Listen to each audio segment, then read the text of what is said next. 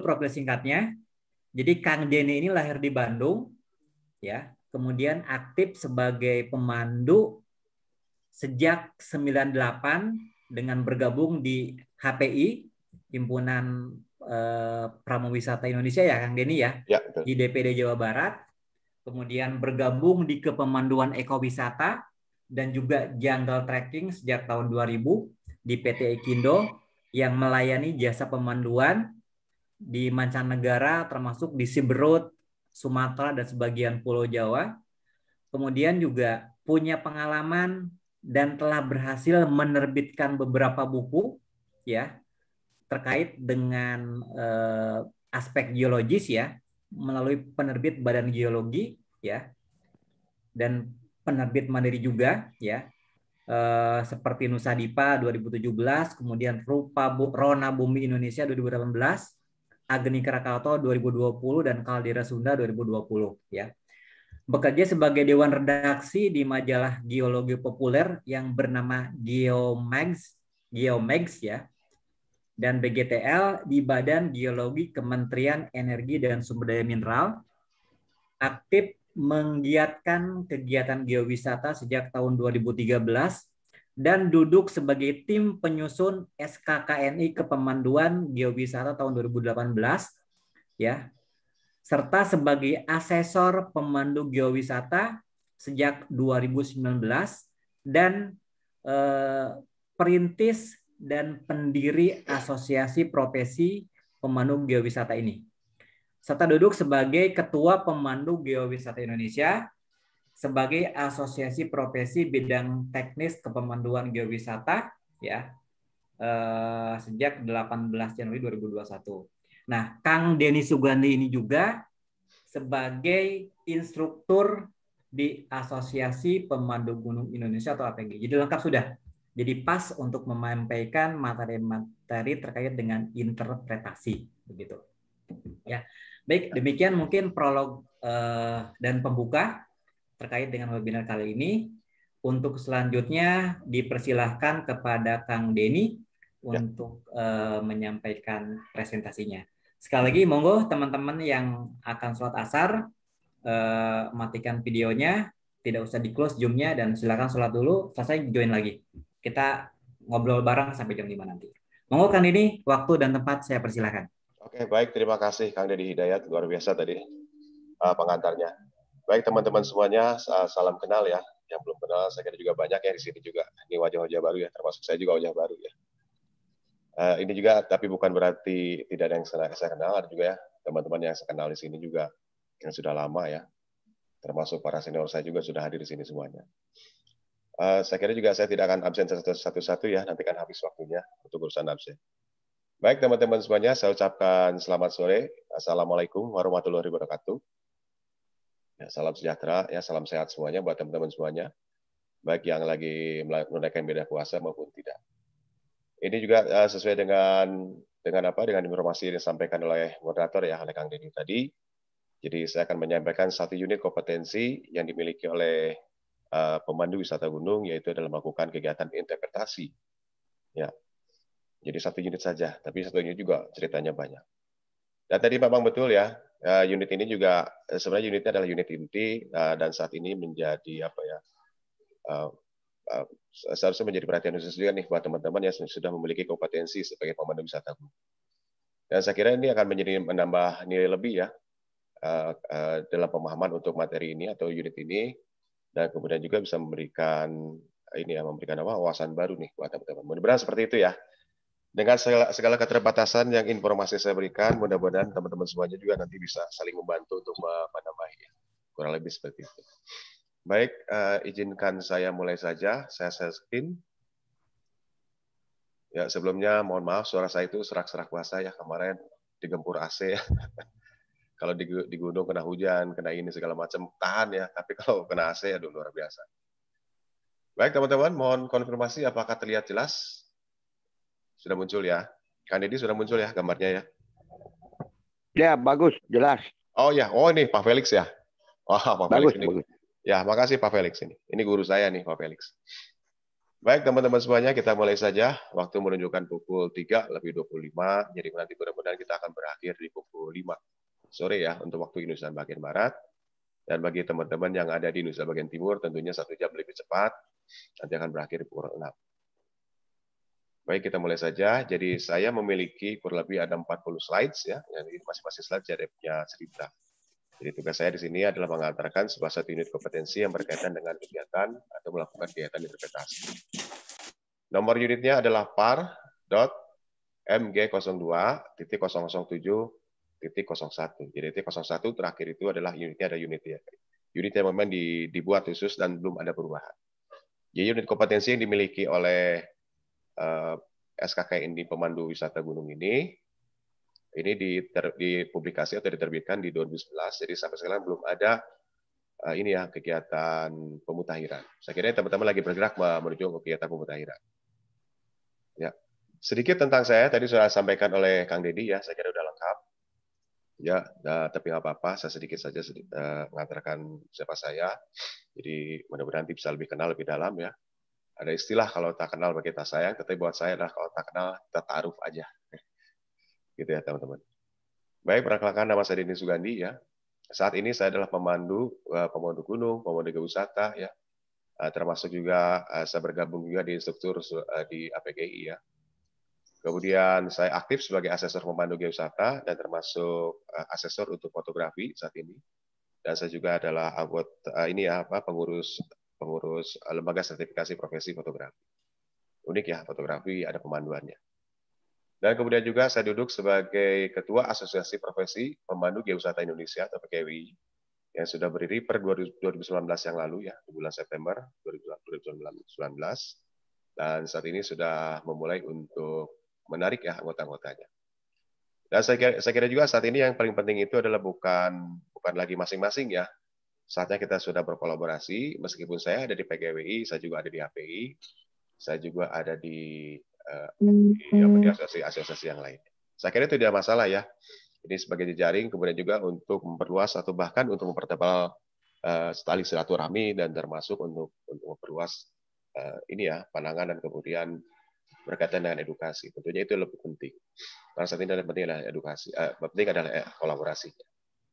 Dan kemudian buat teman-teman semuanya, bagi yang ingin mengupdate ya informasi yang berkaitan dengan kebumian, kebetulan nih saya juga sering menulis ya. Ya, tulis-tulis singkat lah, artikel pendek lah. Karena tugas saya di Badan Geologi itu diantaranya bagaimana caranya hasil penelitian yang sifatnya adalah geoscience atau sifatnya adalah informasi yang memang terlalu teknikal, kemudian dibikin dengan cara yang mudah dan populer, kemudian terbitkan melalui majalah. Insya Allah nanti kan saya sering ya, ada beberapa link tautan yang berkaitan dengan majalah populer yang ada di Badan Geologi di bawah Kementerian SDM. Kemudian Instagram saya juga bisa ditemui di @dendysugandi. Ya, buat teman-teman yang berkirim surel ya, surat-surat email, surat elektronik, bisa menuliskan di dendysugandi@gmail.com. Kemudian ini ada nomor WA saya 081322393930. Begitu teman-teman semuanya ya. Jadi mudah-mudahan tali silaturahmi tetap berlanjut. Baik teman-teman semuanya, izinkan kita mulai ke materi pertama, tetapi saya ingin mengajak teman-teman semuanya ke satu tempat, ini yang tempat sangat luar biasa buat saya. Dan saya kira juga buat teman-teman semuanya ya. Dan kemudian mungkin ada yang berasal dari tempat ini. Nah, ini adalah yang tampak di layar monitor teman-teman semuanya. Ini adalah lingkar kaldera, ya, dataran tinggi Dieng, yang juga cukup luar biasa ya Dieng ini. Jadi saat ini juga ya Dieng ini memiliki semuanya lah. Jadi ada beberapa penulis termasuk Yung Hun ya yang pertama kali mengeksplorasi wilayah ini, termasuk melakukan kegiatan pengukuran secara fisik ya, menggunakan pendekatan topografi atau ketinggian. Dan kemudian setelah itu dia menggambarkan peta detail. Jadi kalau misalnya kita overlay dengan peta yang baru itu kurang lebih akan nyaris tepat ya, nyaris sama.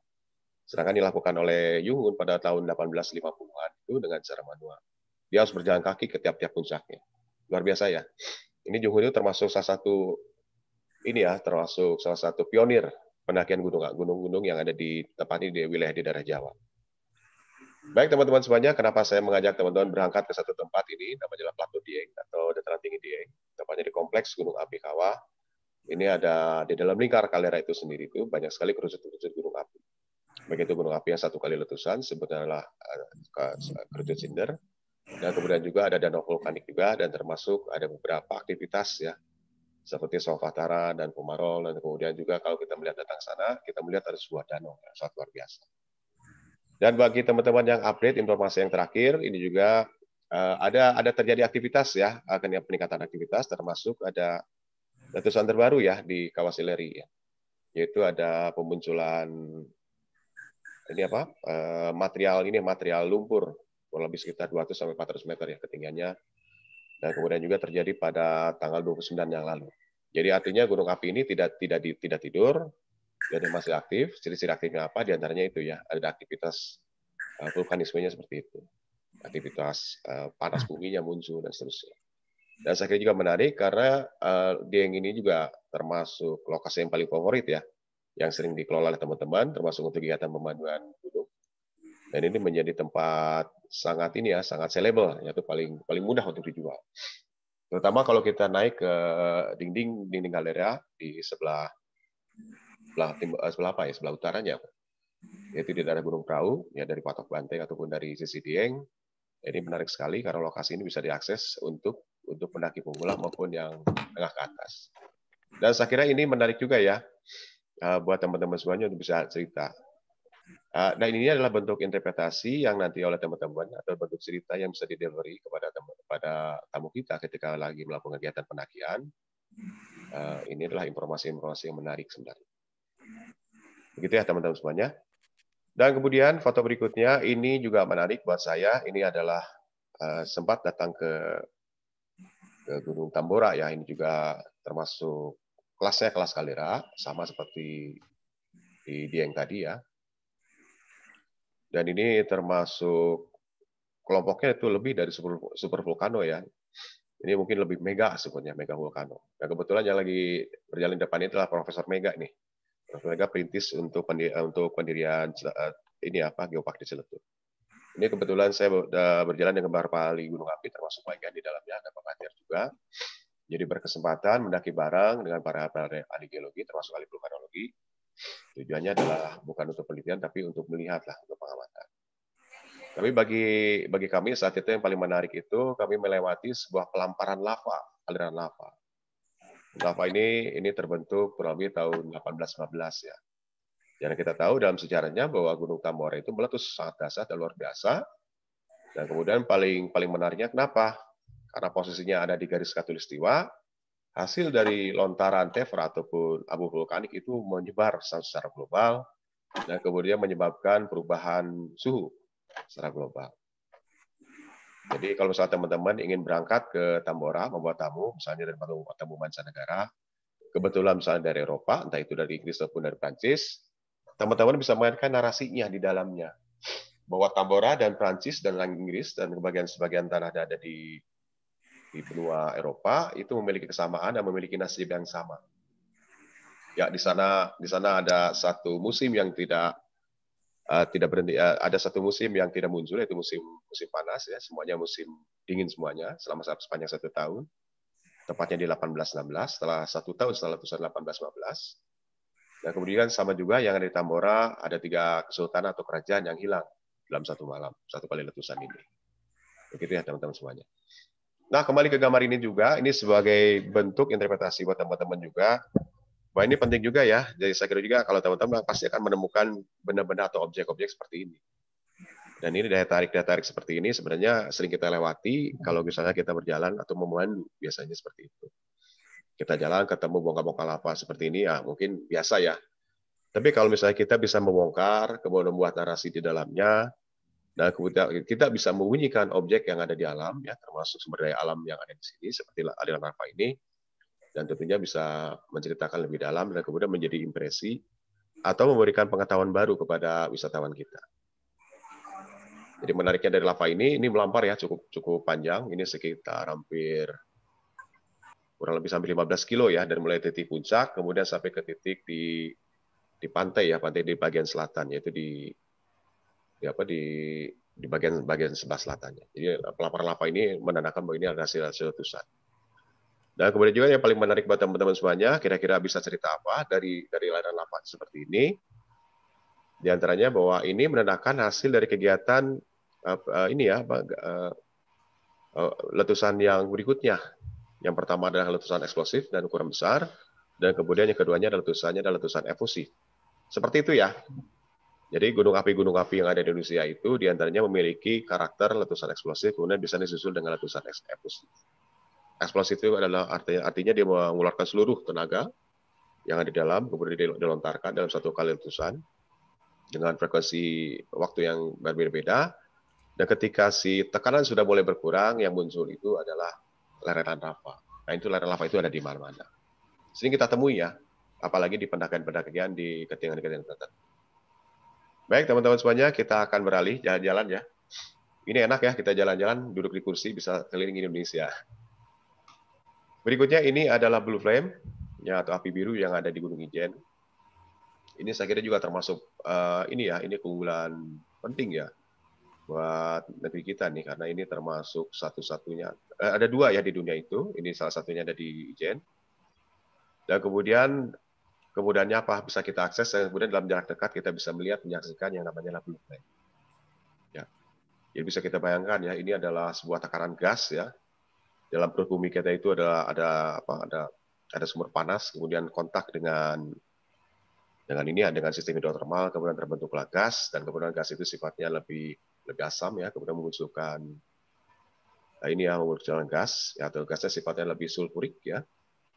Kemudian dia muncul di bidang-bidang lemah atau rekan-rekahan ya. Dan rekan-rekan ini bisa memanjang, kemudian ada beberapa jarak, kemudian adalah bisa muncul karena tekanan gasnya sangat luar biasa dengan derajatnya hampir mencapai 600 derajat Celcius. Kontak dengan udara akhirnya terbakar, dan bila mana pada saat malam hari tanpa ada cahaya sedikit pun akan memunculkan fenomena namanya blue flame. Ini luar biasa ya.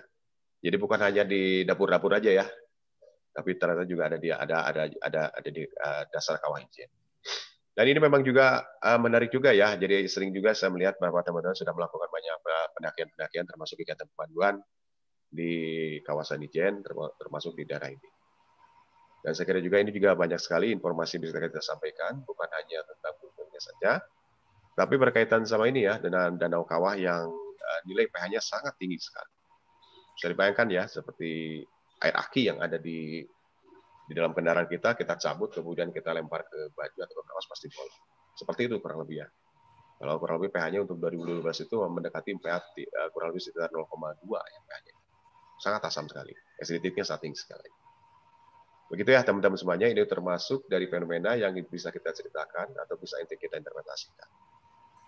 Nah kemudian kira-kira bagaimana nih kita menyusun sebuah informasi seperti ini, dan kemudian dalam bentuk interpretasi. Dan tentunya juga kita harus memiliki dasar-dasar informasi itu. Nanti di slide berikutnya akan saya tunjukkan. Baik teman-teman semuanya, akan saya tunjukkan di potensi berikutnya. Ini juga sama ya. Dan ini juga menarik ya teman-teman semuanya. Saya juga pernah berkesempatan melakukan pendakian sampai ke puncak di Gunung Merapi tahun 2015 ya. Morfologinya masih seperti ini ya. Kemungkinan sudah berubah karena akibat letusan berikutnya. Dan ini juga cukup menarik ya buat teman-teman semuanya. Jadi artinya inilah kegiatan pendakian hingga sampai ke puncak di dalam kompetensi yang berkaitan dengan pemanduan wisata, pemanduan gunung tentunya berkaitan dengan safety juga ada. Nah kemudian di sisi ini di dalam program ini tentunya saya akan menyampaikan bagaimana caranya membuat interpretasi. Ya. Ini juga menarik ya. Ini juga kalau kita lihat ya begitu luar biasanya cara pendakiannya. Ini hampir tegak ya. Dan kemudian juga ini disusun oleh batu dominasi oleh piroklastik, dan kemudian oleh fragmen lava yang sifatnya itu adalah ular. Dan ini juga menjadi perhatian ya. Jadi selain kita memberikan interpretasi, termasuk pengertian bagaimana caranya kita bisa menghindari dari bahaya secara langsung ya, dari fragmen-fragmen lava-lava yang bentuknya adalah ular atau yang menyudut. Nah itu biasanya bahaya. Biasa dalam ukuran kecil, dalam langkah kecil, kemudian turun ke bawah. Kemudian karena akibat gaya gravitasi akhirnya bisa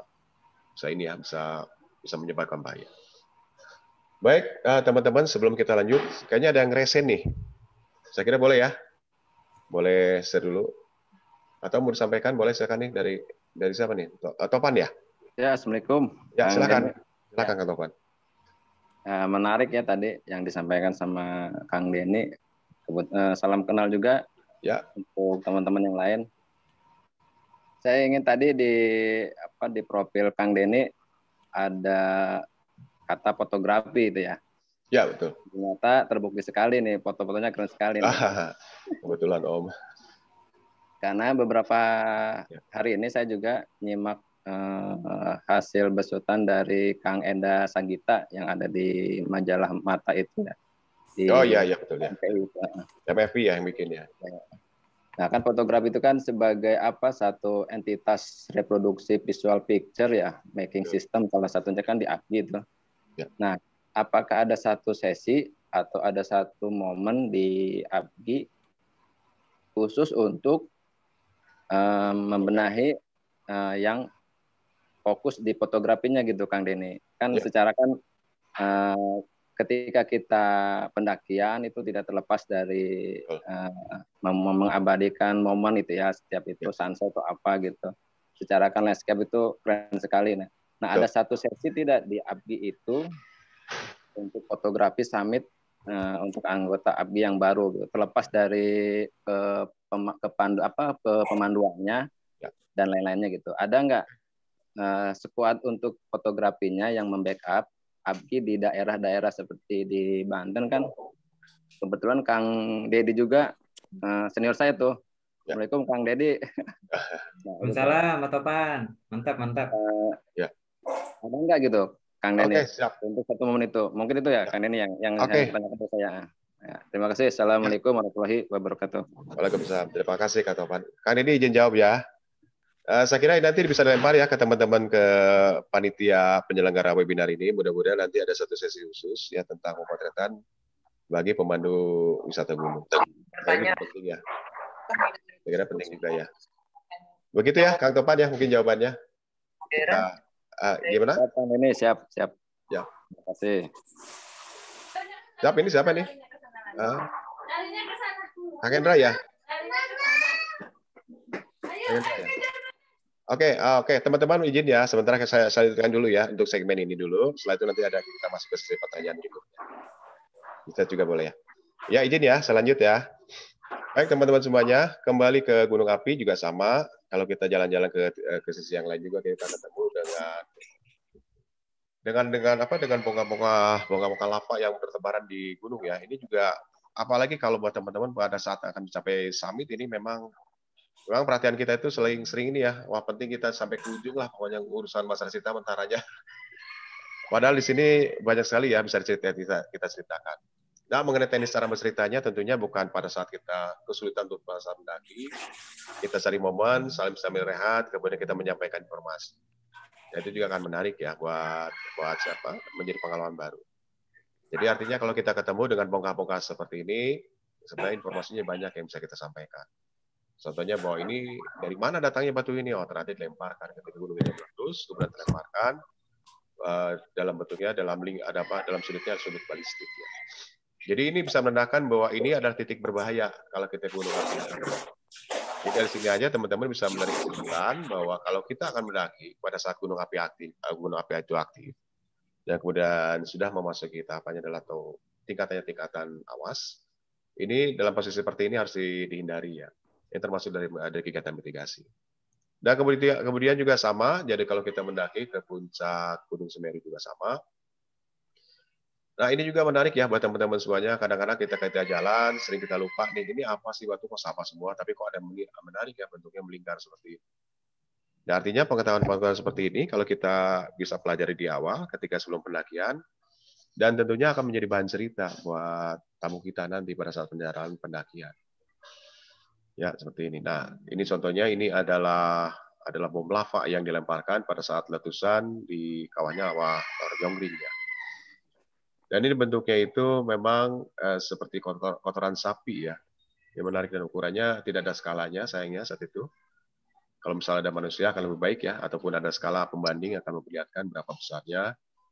Jadi ini adalah ada material yang diletuskan langsung dari korok atau dari diatremanya gunung api. Kemudian dilemparkan, kemudian dilemparkan membumbung tinggi ke atas, kemudian jatuh secara balistik ya. Dan kemudian posisi jatuhnya bisa kemana-mana. Dan kalau kita ketemu dengan bom lava seperti ini, menandakan bahwa kita sudah mendekati puncak. Yang biasanya ada di posisi puncak. Dan kemudian dilemparkan secara radial ya, kemana-mana arahnya. Jadi artinya ceritanya bisa banyak.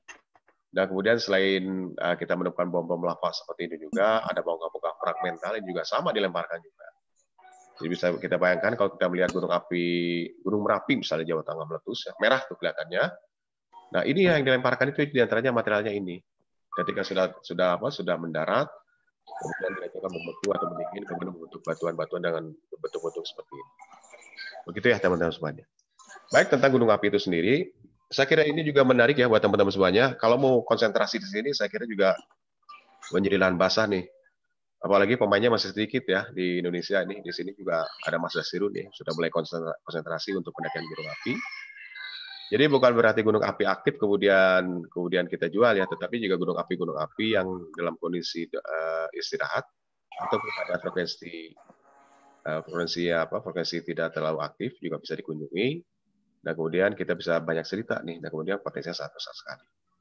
Jadi inilah data dari PVMBG, Pusat Vulkanologi Mitigasi Bencana dari Badan Geologi. Ini memberikan informasi kepada kita ya bahwa jumlah gunung api di Indonesia itu adalah mencapai hampir 13% dari jumlah yang ada di dunia ya. Jadi gunung api nongkrong semua di Indonesia ya. Jadi kalau kita perhatikan di sini ya, ini dari sepanjang mulai dari Aceh ya, kemudian di tepian-tepian bagian selatan, kemudian ketemu Pulau Jawa, kemudian ke Sunda Kecil, menaik sampai ke atas. Ini rangkaian gunung api semua. Totalnya kita memiliki 127 plus yang terbaru ya. Gunung apa nanti? Gunung api apa nanti yang menjadi kuis ya. Yang satu gunung api yang baru bergabung nih dengan kegiatan aktivitas gunung api di Indonesia. Ya. Ada tipe A, ada tipe B dan tipe C. Ini bukan ini ya, bukan merek batu baterai, tapi ini adalah grading atau klasifikasi untuk gunung api yang ada di Indonesia. Begitu ya teman-teman semuanya. Dan ini adalah slide ini saya memperlihatkan kepada teman-teman semuanya bahwa sebenarnya potensinya sangat besar sekali yang berkaitan dengan gunung api yang ada di Indonesia. Dan ini sangat seksi sekali ya untuk dijual. Dan bagaimana cara mengemasnya tentunya harus berkaitan dengan mitigasi dan kemudian dengan kegiatan perencanaan yang lebih matang tentunya dibandingkan dengan gunung api yang lain. Nah, bagaimana dengan gunung api yang kira-kira yang sudah tidak terlalu aktif lagi? Nah, ini termasuk kawah yang mencirikan bahwa ini adalah manifestasi dari aktivitas pada saat gunung api sudah dalam tahap setelah letusan ya. Nah, ini jarak letusan juga macam-macam ya. Apakah bisa puluhan tahun, bisa ratusan tahun, bahkan sampai jutaan tahun. Ya, ini adalah kawah yang ada di Gunung Salak ya. Ini mencirikan bahwa ini adalah masih ada aktivitas vulkanik ya. Jadi menandakan bahwa gunung api ini masih aktif. Di antara cirinya apa? Ada kolam panas, ada bualan. Kemudian juga ini menandakan bahwa kawah ini terlihat sangat teralterasi. Artinya kalau kita bayangkan kalau misalnya di bawahnya itu ada sumber panas, ya dari sumber dari magma, kemudian kontak dengan sistem air tanah yang ada di bagian bawah sebutnya aquifer. Kemudian si air itu terpanasan, kemudian setelah itu batuan yang ada di atasnya dari hasil letusan tadi itu direbus seperti dikukus. Jadi batuan lava yang tadi sangat keras sekali, akhirnya selama tahun akhirnya menjadi lapuk. Nah, kemudian menjadi lumpur, kemudian lumpur ini menjadi bahaya biasanya pada saat ketika hujan ada di hulu atau di puncak gunung. Yang terjadi adalah lahar hujan yang turun akan ke bawah. Nah, itu yang paling bahaya, penumpukan material di gunung ketika gunung api itu sudah meletus. Begitu ya teman-teman semuanya.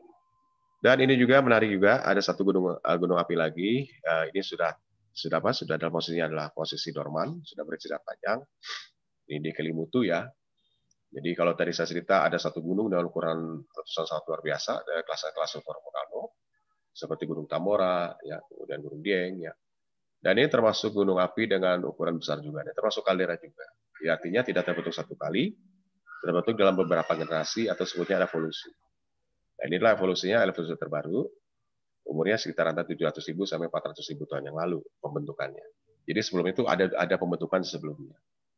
Dan ini namanya kawah di Danau Kelimutu, dan ini termasuk sangat luar biasa ya, menjadi warisan UNESCO saat ini, menandakan bahwa ini adalah 3 kawah berkata tetapi warnanya berbeda-beda. Ya, ada Tiwata Buku, kemudian Tiwunua Morikoi Fai, kemudian ada satu lagi kawah, dan kemudian warnanya berbeda-beda. Jadi menandakan bahwa si warna ini berubah-berubah ini karena konsentrasi gasnya atau komposisi gasnya berbeda-beda. Jadi kalau misalnya lebih pekat itu menandakan gasnya lebih tinggi, kalau misalnya pudar sistem gasnya akan berbeda. Dan ini menandakan apa? Berarti si sistem kepunannya berbeda. Ya. Berbeda. Jadi pusatnya si leher kepunan itu sendiri atau kornya itu sendiri berbeda.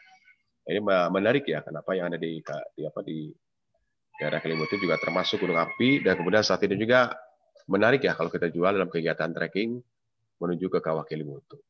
Saya kira begitu ya teman-teman semuanya.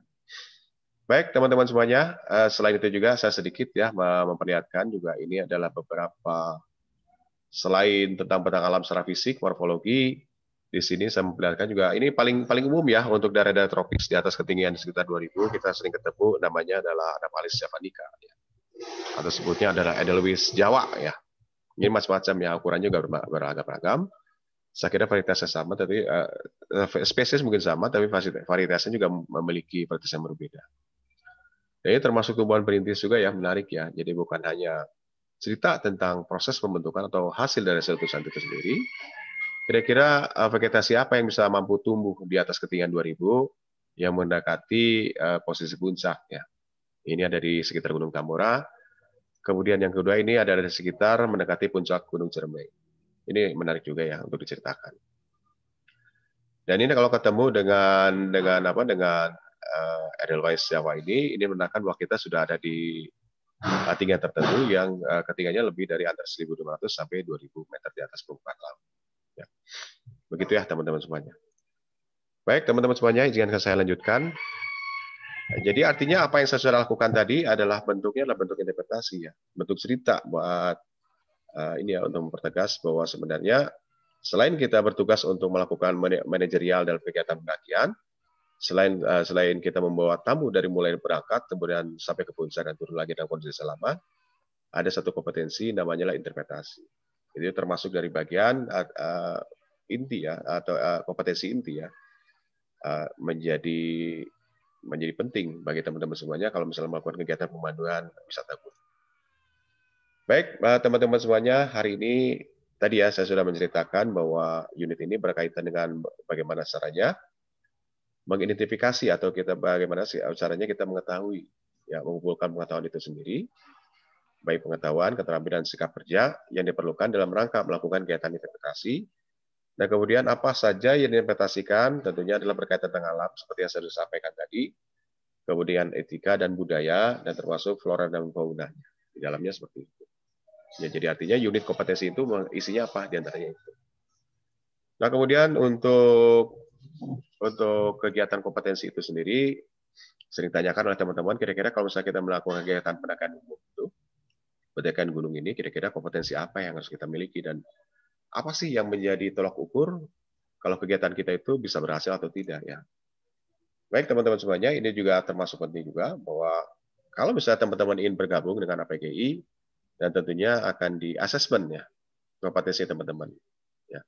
Dan ini alat ukurnya diantaranya adalah harus memiliki skill ya atau keterampilan. Yang keduanya adalah harus memiliki knowledge atau pengetahuan seperti tadi ya. Jadi interpretasi itu adalah bagian dari knowledge. Kemudian yang terakhir adalah sikap atau attitude, sikap kerja ya, juga penting. Dan kemudian ketiga hal ini harus terangkum semuanya dan harus terrefleksikan atau tercerminkan dalam pola kerja kita atau cara kerja kita bekerja. Itu sangat penting sekali ya. Artinya dalam kegiatan asesmen ini adalah diantaranya apa yang akan dinilai atau dilihat atau dicari bukti-buktinya, yaitu teman-teman harus memiliki skill atau keterampilan, harus memiliki knowledge, kemudian memiliki attitude. Ya. Saya kira gitu ya teman-teman semuanya. Jadi artinya penekanan hari ini kita akan bicara tentang di sisi knowledge-nya atau pengetahuan berkaitan dengan interpretasi. Nah kemudian di sisi kanannya itu ada namanya adalah kedalaman dimensi kompetensi. Ini bocoran ya buat teman-teman semuanya yang ingin akan mengikuti kegiatan sertifikasi kompetensi. Ini adalah alat ukur yang digunakan oleh para asesor nanti sebagai dasarnya apa ya. Jadi ada SKKNI sebagai dasarnya, kemudian ini adalah bagaimana caranya mencari bukti yang berkaitan dengan kompetensi kita selaku pemandu wisata bumi. Ya, ada transfer skill, nanti kan kita masuk sana, ada transfer management skill, ada contingency management skill, ada job role and environment skill, kemudian ada transfer skill. Kurang lebih seperti itu ya. Bagi teman-teman yang belum paham, saya kira tidak masalah. Ya, ini hanya sedikit tentang pemaparan yang berkaitan dengan kompetensi. Baik teman-teman semua, kembali ke kompetensi yang berkaitan dengan melakukan kegiatan interpretasi. Ya. Tadi terima kasih nih udah dibetulin sama Kang Deddy tadi ya, bukan interpretasi tapi inter ya. Ini salah ketik. Baik, di sini ada 4 tahapan ya. Jadi buat teman-teman semuanya yang siap-siap untuk di asesmen, ya dicari bukti kompetensinya. Ini adalah satu unit kompetensi yang berkaitan dengan melakukan kegiatan interpretasi. Ya, di dalamnya ada 4 elemen. Ya, ada 4 elemen. Ya, di antaranya adalah mengolah informasi. Titiknya itu adalah kondisi alam tujuan, kita harus tahu ya. Kita harus tahu cara mengelola. Mengelola itu artinya kita mencari tahu nih tentang kondisi alam tujuan kita. Kemudian yang keduanya itu adalah mengelola informasi berkaitan dengan etika dan budaya. Tentunya kalau kita mendaki gunung pasti berkaitan dengan ada SOP, ada aturan, ada masyarakatnya di situ yang tinggal, dan kemudian kita harus bersikap seperti apa. Dan tentunya ada beberapa informasi berkaitan dengan aturan dan norma, baik itu tertulis maupun tidak tertulis. Akan saya tunjukkan nanti ya, kira-kira SOP ini seperti apa. Berikutnya adalah mempersiapkan aktivitas interpretasi kepada para wisatawan pendaki gunung. Ini juga penting, jadi artinya teman-teman bagaimana caranya mencari informasi itu di mana? Ya, apakah melalui buku, melalui hasil jurnal, melalui hasil wawancara, dan seterusnya akan saya tunjukkan nanti. Nah, kemudian berikutnya adalah melakukan interpretasi. Jadi di awal ketika saya membuka, saya sudah melakukan kegiatan namanya adalah melakukan interpretasi. Begitu ya teman-teman semuanya. Baik, berikutnya adalah standar kompetensi bagaimana kita melakukan kegiatan interpretasi. Jadi kalau kita kembali ke skill, knowledge sama attitude, di sini ada elemen, ada variabel mencari bukti bahwa teman-teman memiliki kompetensi atau tidak itu di sini. Contohnya kalau kita masuk dalam kolomnya skill atau keterampilan, ya teman-teman harus punya keahlian atau keterampilan. Ya. Terampil apa? Di antaranya harus memiliki keterampilan menjadi seorang, memiliki keterampilan kepemimpinan, ya. Kemudiannya harus memiliki keterampilan berkomunikasi, harus memiliki keterampilan pengaturan perjalanan wisata gunung, dan kemudian terakhir harus mampu menganalisis program acara. Ya, berkaitan dengan durasi tentunya, berkaitan kira-kira lokasi mana. Kira-kira ini titik yang paling baik untuk melakukan kegiatan interpretasi. Nah, itu juga termasuk penting ya buat teman-teman semuanya pada saat akan melakukan kegiatan interpretasi. Jadi bukan berarti dari saat pendakian cerita aja terus ya, itu akan membosankan tentunya. Dan ini berkaitan dengan teknik bagaimana caranya penyampaian informasi dan kemudian bagaimana teknik komunikasi akan diberikan. Gitu ya, ini berkaitan dengan skill, ini berkaitan dengan unit kompetensi melakukan kegiatan interpretasi. Berikutnya knowledge-nya apa nih? Atau pengetahuan apa yang harus dimiliki oleh teman-teman? Tentunya destinasi ya, destinasinya harus tahu ya. Kita akan berangkat ke Gunung Merapi, tentunya harus tahu ya, mulai dari mitigasinya, bahayanya seperti apa. Kemudian kalau kita ketemu dengan bongkah-bongkah lava, aliran lava, atau misalnya ini daerah berbahaya, termasuk dapat berklasik dan apapun ya, kalau kita ketemu, kira-kira cerita apa dan kemudian bagaimana. Kemudian berkaitan dengan dokumen perjalanan juga ini saya kira ini juga termasuk penting juga. Ini bagian dari kegiatan pemanduan bertanggung jawab berkaitan dengan dokumen perjalanan. Kemudian berikutnya sama tadi ya antara destinasi dan objek wisata. Saat ini saya kira nomenklaturnya menjadi sebutnya lah destinasi ya. Dan kemudian berikutnya adalah pendistribusian waktu. Ya, durasi itu juga penting dalam kegiatan ini. Jadi artinya kita sudah tahu punya itinerary pergerakannya bagaimana, dari A ke B itu bagaimana, dan berapa lama, apakah bisa ditemu dengan cara cepat atau lambat, dan kemudian kondisi alamnya seperti apa, apakah harus menggunakan alat bantu atau tidak menggunakan alat bantu, itu berkaitan dengan titik pada saat kita akan memberikan interpretasi. Saya kira itu juga penting ya berkaitan dengan unit kompetensi melakukan kegiatan interpretasi. Dan berikutnya adalah pengetahuan medan ya, bukan kota Medan tapi Medan ya. Medan itu lingkungan ya, seperti tadi ya saya ceritakan. Kalau kita berangkat ke satu titik, satu lokasi, kira-kira informasi yang kita gali ya bukan hanya tentang budaya, tentang flora, itu banyak sekali ya. berkaitan dengan cuaca, berkaitan dengan temperatur suhu, berkaitan dengan kondisi lingkungan, berkaitan dengan apa? Dengan flora fauna, vegetasi dan seterusnya. Dan berikutnya, sikap kerja apa yang harus dimiliki di unit kompetensi ini? Itu adalah harus terampil, dan kemudian adalah harus bisa bertanggung jawab ya berkaitan dengan melakukan kegiatan interpretasi. Baik teman-teman semuanya, saya tadi ya mulai dari awal ngomongnya interpretasi, gitu ya. Kemudian Kang Deddy juga tadi di awal mengatakan ada interpretasi. Kira-kira apa sih yang namanya interpretasi? Baik, ini adalah satu benchmark ya, menjadi dasar pengertian kita untuk memahami apakah ini namanya interpretasi. Karena saat ini juga sangat banyak sekali ya, banyak tafsiran-tafsiran, apalagi interpretasi itu dalam menafsir ya.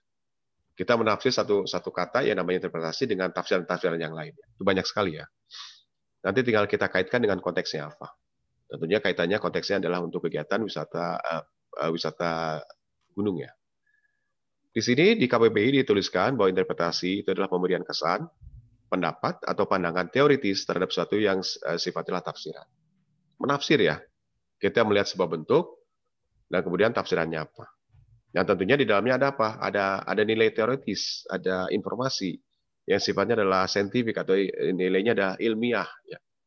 Kalau misalnya tidak ilmiah, misalnya itu tidak berkaitan dengan data, tidak berkaitan dengan sumber informasi yang valid, ya itu sebutnya sudah bentuknya adalah mengarang bebas ya. Apakah boleh seperti itu? Tentunya kalau mengarang bebas itu tidak terukur. Nah, kaitan dengan budaya tentunya juga banyak sekali tafsiran ya. Contohnya kalau misalnya kita berangkat ke Gunung Tangkuban Parahu, itu banyak sekali ya mitologi di dalamnya.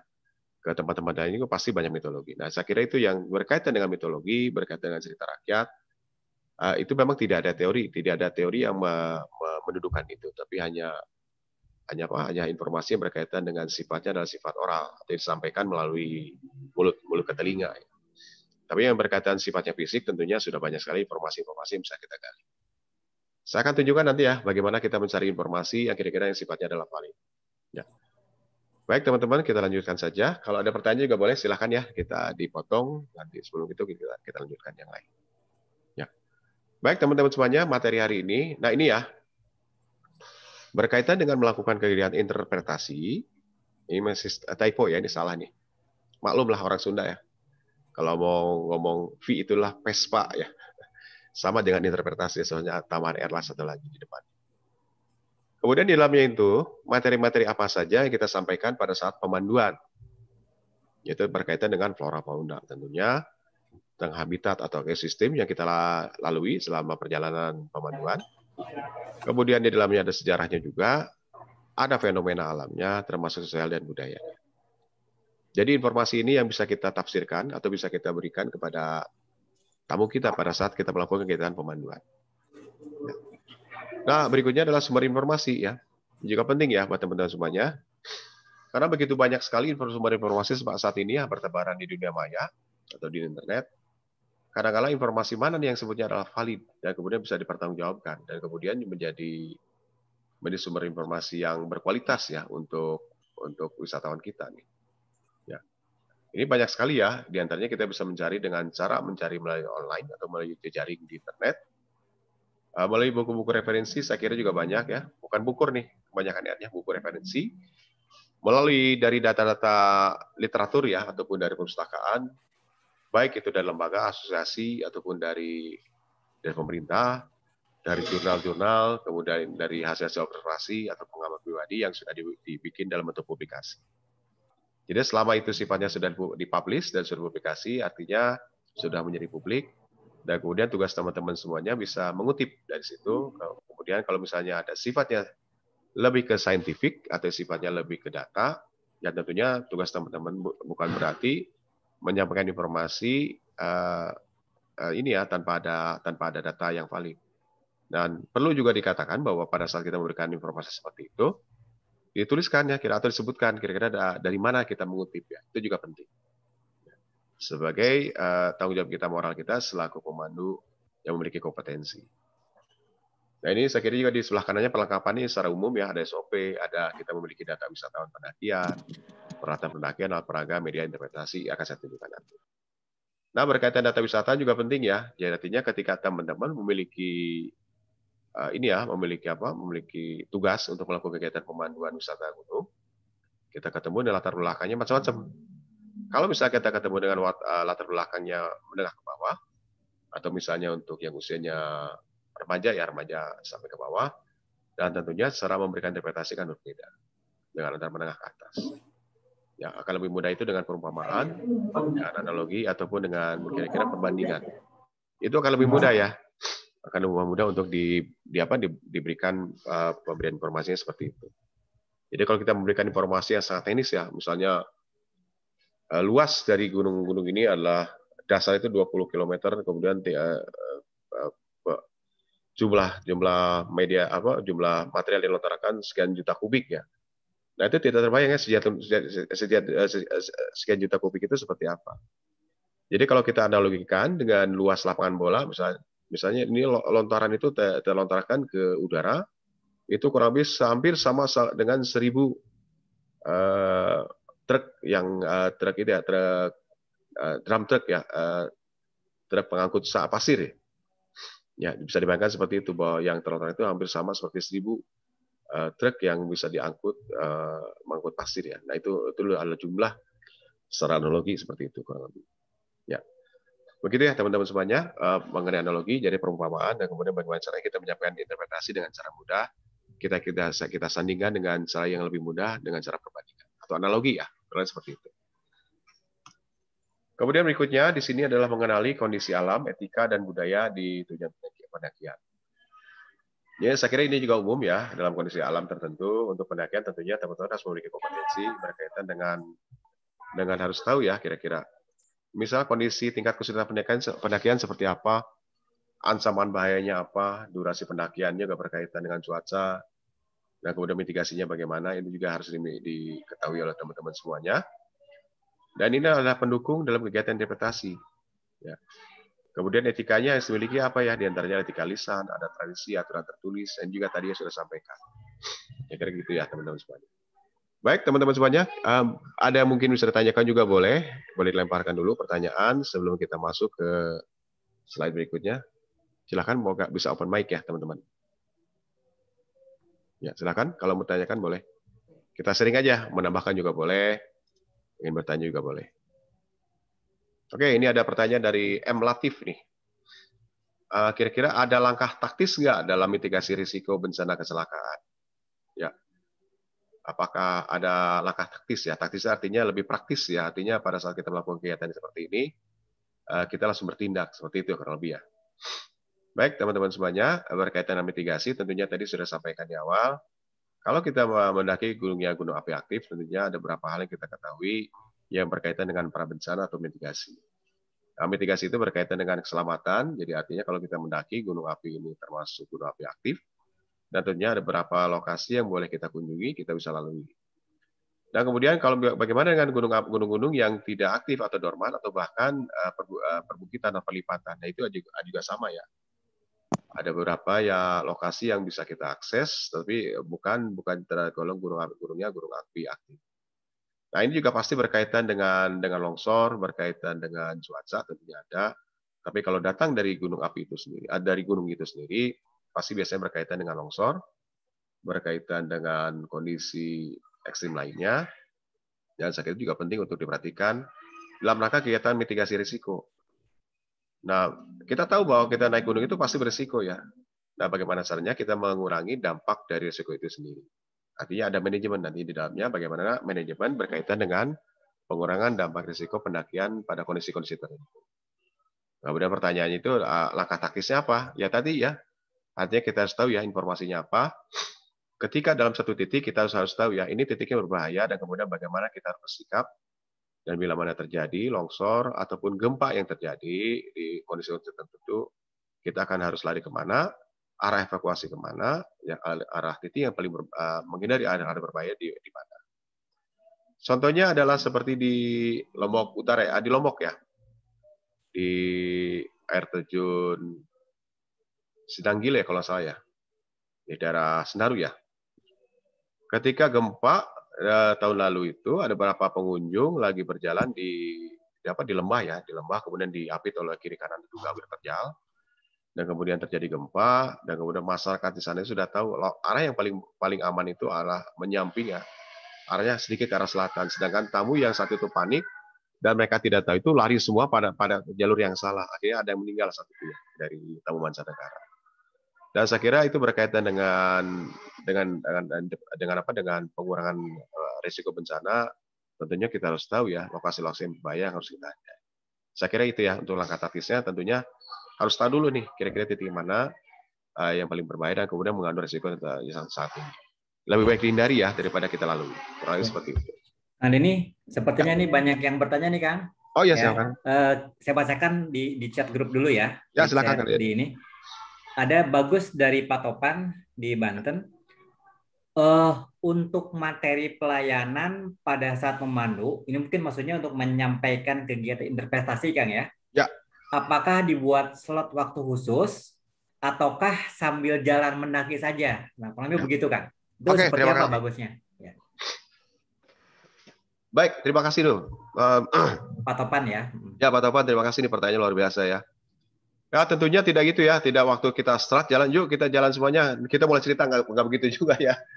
Sebenarnya ada beberapa titik yang kira-kira kita boleh cerita, kemudian kira-kira kalau saya kita melihat tamu mulai lesu, kelihatannya mulai lemah, nah itu kan berarti menaikkan motivasi, energizing itu kan sebenarnya ada juga tuh caranya manajemen seperti apa.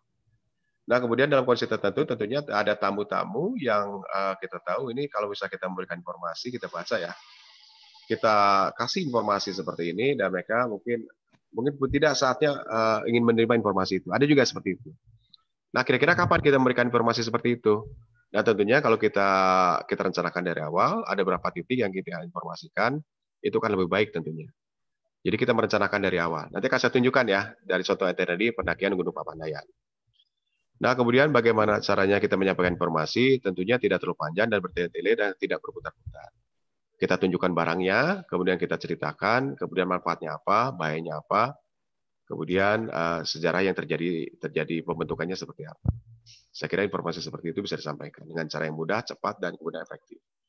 Nah, kemudian kita harus tahu ya, kalau misalnya si tamunya itu sendiri sudah mulai tidak terlalu interest, saya kira harus kita stop, kemudian kita coba lagi nanti mencari informasi di tempat lain.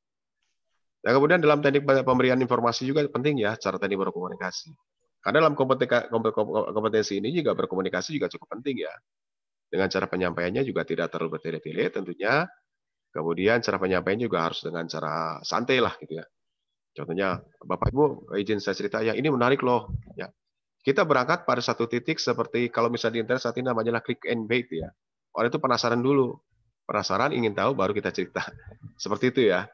Contohnya adalah misalnya Bapak Ibu semuanya tahu nggak? Misalnya kita berjalan nih, buat teman-teman yang bisa melakukan kegiatan pendakian ke Kartens ya. Teman-teman bisa cerita seperti ini ya, Bapak Ibu semuanya kita berada di bawah laut nih, kedalaman 500 meter. Wah, kata siapa? Kita ada ketinggian lebih dari 1.000 nih, di atas 4.000 ya. Enggak Pak, Bapak Ibu semuanya mau tahu kan kenapa aku ini ada di bawah laut kemudian tiba-tiba naik. Oh, pengen tahu. Nah, di saat itu kita ceritakan, kita ketemu dengan koram, kita ketemu dengan binatang laut yang tertanam di batu gamping yang ada di Kartens ya. Itu menceritakan bahwa itulah lingkungannya pada saat pembentukan si batuan itu sendiri ada di bawah permukaan laut. Itu juga menjadi contoh menarik. Artinya coba kita gali dengan informasi yang kira-kira menuju ke arah sana dengan cara penasaran lah kurang lebih seperti itu. Tekniknya seperti itu. Nah, untuk detailnya akan saya ceritakan di slide berikutnya ya teman-teman semuanya. Ya. Seperti itu ya, Kang Deddy ya. Ya, Kang, banyak yang bertanya nih Kang. Kita satu-satu nih Kang nyicil ya sebelum lanjut ke materi selanjutnya. Ya. Ini dari Kang Latif nih, ya. M Latif ya. Apakah interpretasi ini hanya berlaku untuk pemandu gunung? Apakah juga untuk setiap pendaki gunung? Nah ini Kang, begitulah singkatnya kurang lebih. Oke, terima kasih Kang Latif ya. Untuk teknik interpretasi alam medani pendakian apakah harus diperhatikan oleh setiap pendaki gunung atau memang khusus pemandu gunung? Jadi kalau misalnya ini kan konteksnya hari ini kita bicara tentang pemandu gunung ya. Artinya adalah pemandu gunung yang memiliki kompetensi dan memiliki wajib ya. Karena yang namanya kompetensi ini harus dipenuhi oleh teman-teman yang berkaitan dengan melakukan kegiatan interpretasi. Jadi kalau misalnya pertanyaannya apakah pemandu gunung harus memiliki kompetensi ini, ya harus bisa melakukan kegiatan interpretasi, jawabannya harus. Karena harus ada kompetensi ini. Ya. Jadi kalau Betul. misalnya apakah pendaki gunung biasa, siapapun orangnya harus memiliki itu, ya itu akan dikembalikan ke masing-masing. Tapi kalau misalnya kita bicara secara pemandu, harus punya ini, punya keterampilan ini, dan punya pengetahuan seperti ini. Boleh tambahkan, Den? Denny? Oh, silakan, Pak. Monggo, Mas Basirul. Pak Felix. Oh, Felix ya, monggo. Mungkin membantu ini memberikan jawaban kepada Kang Latif. Kang Latif mungkin belum tahu bahwa yang namanya pemandu, pengantar, itu ada kelas-kelasnya. Ada yang namanya pathfinder, pencari jejak. Dia mah diem juga nggak apa-apa. Ya, dia kan mencari jejak.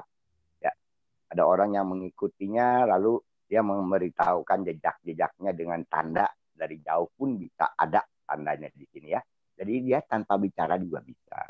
Tapi kalau namanya seorang pemandu wisata, ya namanya wisatawan. Wisatawan harus diberi banyak keterangan. Ini namanya kita pemandu wisata. Jadi kadang-kadang juga orang cuma mengatakan dengan mudah pemandu ya pemandu apa ya gitu. Ada juga pemandu yang dari satu nightclub ke nightclub lain ada ya. Ada yang menemani ada ya, mereka semua satu kelas tugasnya. Ya. Lady escort itu sama ya. Tugasnya memberi kesenangan kepada tamu yang ingin melihat kehidupan malam ya. Nah, itu juga dia memandu kan, ngasih tahu di mana adanya ya, atau mencari parfum itu di mana gitu ya. Dia juga pemandu, tapi dia di situ tidak perlu memberikan keterangan-keterangan yang begitu jelas mengenai materi yang ditunjukkan. Lain lagi dengan pemandu wisata. Jadi makanya lebih baik ditulis, kalau nggak tour guide disingkat TG, atau pemandu wisata PW ya. Kalau nggak pemandu apa? Kan ada juga pandu ya. Panduan seperti ya, jadi banyak panduan pemandu apa ini. Jadi ini kita pemandu wisata, sehingga di sini sangat penting cara menerangkan, dan salah satunya ada juga guide speak, ada ya, waktu dia ngobrol ya itu guide speak ya, bisa lah sambil jalan. Tapi ketika dia menyampaikan informasi, ini yang dimana dia menggunakan interpretasi, maka dia harus menunggu sampai semua orang yang bayarnya sama itu berkumpul dan mendengar. Itu kira-kira membantu itu, Kang Den. Terima kasih. Oke, terima kasih. Baik, Pak Felix ini adalah pemandu senior ini. Sebelum saya lahir itu beliau udah menjadi tour guide ya. Ini guru kita nih. Baik, terima kasih Pak Felix ya. Kang Den, dilanjut. Oh, suaranya Kang Den. Amplifiernya belum nyalain. Terima kasih Pak Felix masukannya. Ada lanjut dari Mbak Yerika Ayu ya, di bawahnya Kang Denny. Ya. Poinnya kurang lebih, apakah interpretasi ini di dalam pemanduan wajib apapun kondisinya atau seperti apa? Kayak gitulah Kang, intinya. Ya, tadi udah dijawab ya, karena ini adalah kompetensi yang harus dimiliki oleh teman-teman semuanya, sifatnya adalah wajib, dan kemudian nanti akan diukur pada saat kegiatan asesmen. Ya, menjadi ini ya, jadi kompetensi teman-teman seorang pemandu wisata gunung. Nah, betul. Harus punya. Sip. Gitu Mbak Yurika ya. Lanjut nih, karena banyak nih ya. Dari M Yusuf, ini bagus nih Kang. Ini saya pikir real di lapangan. Betul. Dalam aktivitas pemanduan itu kan kadang-kala kita ngejar target ya, nyampe tempat camp, ngejar puncak, capek, lelah, boro-boro mau ngomong gitu ya. Itu gimana Kang ini biasanya solusinya? Ya, cari momen aja sebenarnya sudah disampaikan tadi ya. Artinya tidak harus cerita setiap sepanjang saat. Kadang-kadang beginilah, ada beberapa interest ya. Jadi kita pada saat pendakian juga kita melihat ya sikap mereka, kayaknya mereka punya interest apa. Kan obrolan ringan. Nah, kemudian pada saat tertentu, kalau memang kita sudah rencanakan, contohnya kalau kita sudah summit nih, misalnya kemudian kita istirahat, kemudian summit attack, kemudian di pagi hari kita menyaksikan sunrise. Nah, itu biasalah momen terbaik kita cerita tuh. Teman-teman semuanya, Bapak Ibu semuanya, kita sudah ada di puncak, ini adalah kawahnya, ukuran kawahnya sebesar ini, yang terbentuk dalam kondisi seperti ini, letusannya tahun sekian. Kemudian kalau Bapak Ibu semuanya lihat, ini adalah lava, ini menandakan bahwa ini arah letusan ke arah timur atau ke arah selatan. Seperti itu. Saya kira ada momen-momen tertentu, Kang. Pasti lelah kita juga sama nih. Sama-sama Jadi poinnya ini Kang Yusuf cari momen yang pas gitu ya. Tidak harus selalu sepanjang jalan ngobrol gitu ya. Cari pas lah sambil istirahat di shelter atau lagi ngobrol Nah, malam atau gimana Kang Denny ya, ya. ya, Siap. betul. Siap. Kang Denny mungkin monggo dilanjut dulu materinya Kang. Ya, oke, saya Mungkin lanjut masih aja banyak ya. biar nggak ketinggalan. Oke, Nanti saya teman-teman berjalan sekalian, dulu. baik kita masuk ke materi berikutnya. Ini saya akan cepat saja. Ini juga penting ya buat teman-teman semuanya. Nah, ini juga berkaitan dengan iklim ya. Jadi tadi saya cerita tentang gunung. Nah, kemudian kita bergeser sedikit tentang iklimnya di sini. Ini menarik ya. Ini adalah pembagian iklim yang dilakukan oleh Yung Ho tahun 1850-an. Ini belum tergantikan sampai sekarang ya. Ada beberapa teori juga dari Smith Ferguson juga sudah ada, tetapi pendekatannya berbeda. Karena Yung Ho langsung meneliti langsung dengan gunung-gunung yang ada di Indonesia. Ini kaitannya dengan dalam rangka dia akan menanam ya, tanam hasil-hasil untuk kegiatan perkebunan. Dan kemudian dia melakukan kegiatan pendakian, dia mengukur, dan kemudian membuat sebuah klasifikasi di dalamnya melalui zona ya, ada zona panas, sedang, kemudian sejuk dan dingin. Dan ini kalau kita lihat, kita buktikan pada saat pendakian, tentunya kita akan lihat ya. Biasanya pendakian itu mulai berjalan itu di mulai zona sejuk ya, di mulai 1.500, kita mulai naik, ketemu 2.000, 2.500 ya, sampai ketinggian 3.000 misalnya. Nah ini ada perubahan ya, ada perubahan iklim, ada perubahan flora fauna, dan termasuk vegetasinya. Jadi termasuk gunung apapun juga.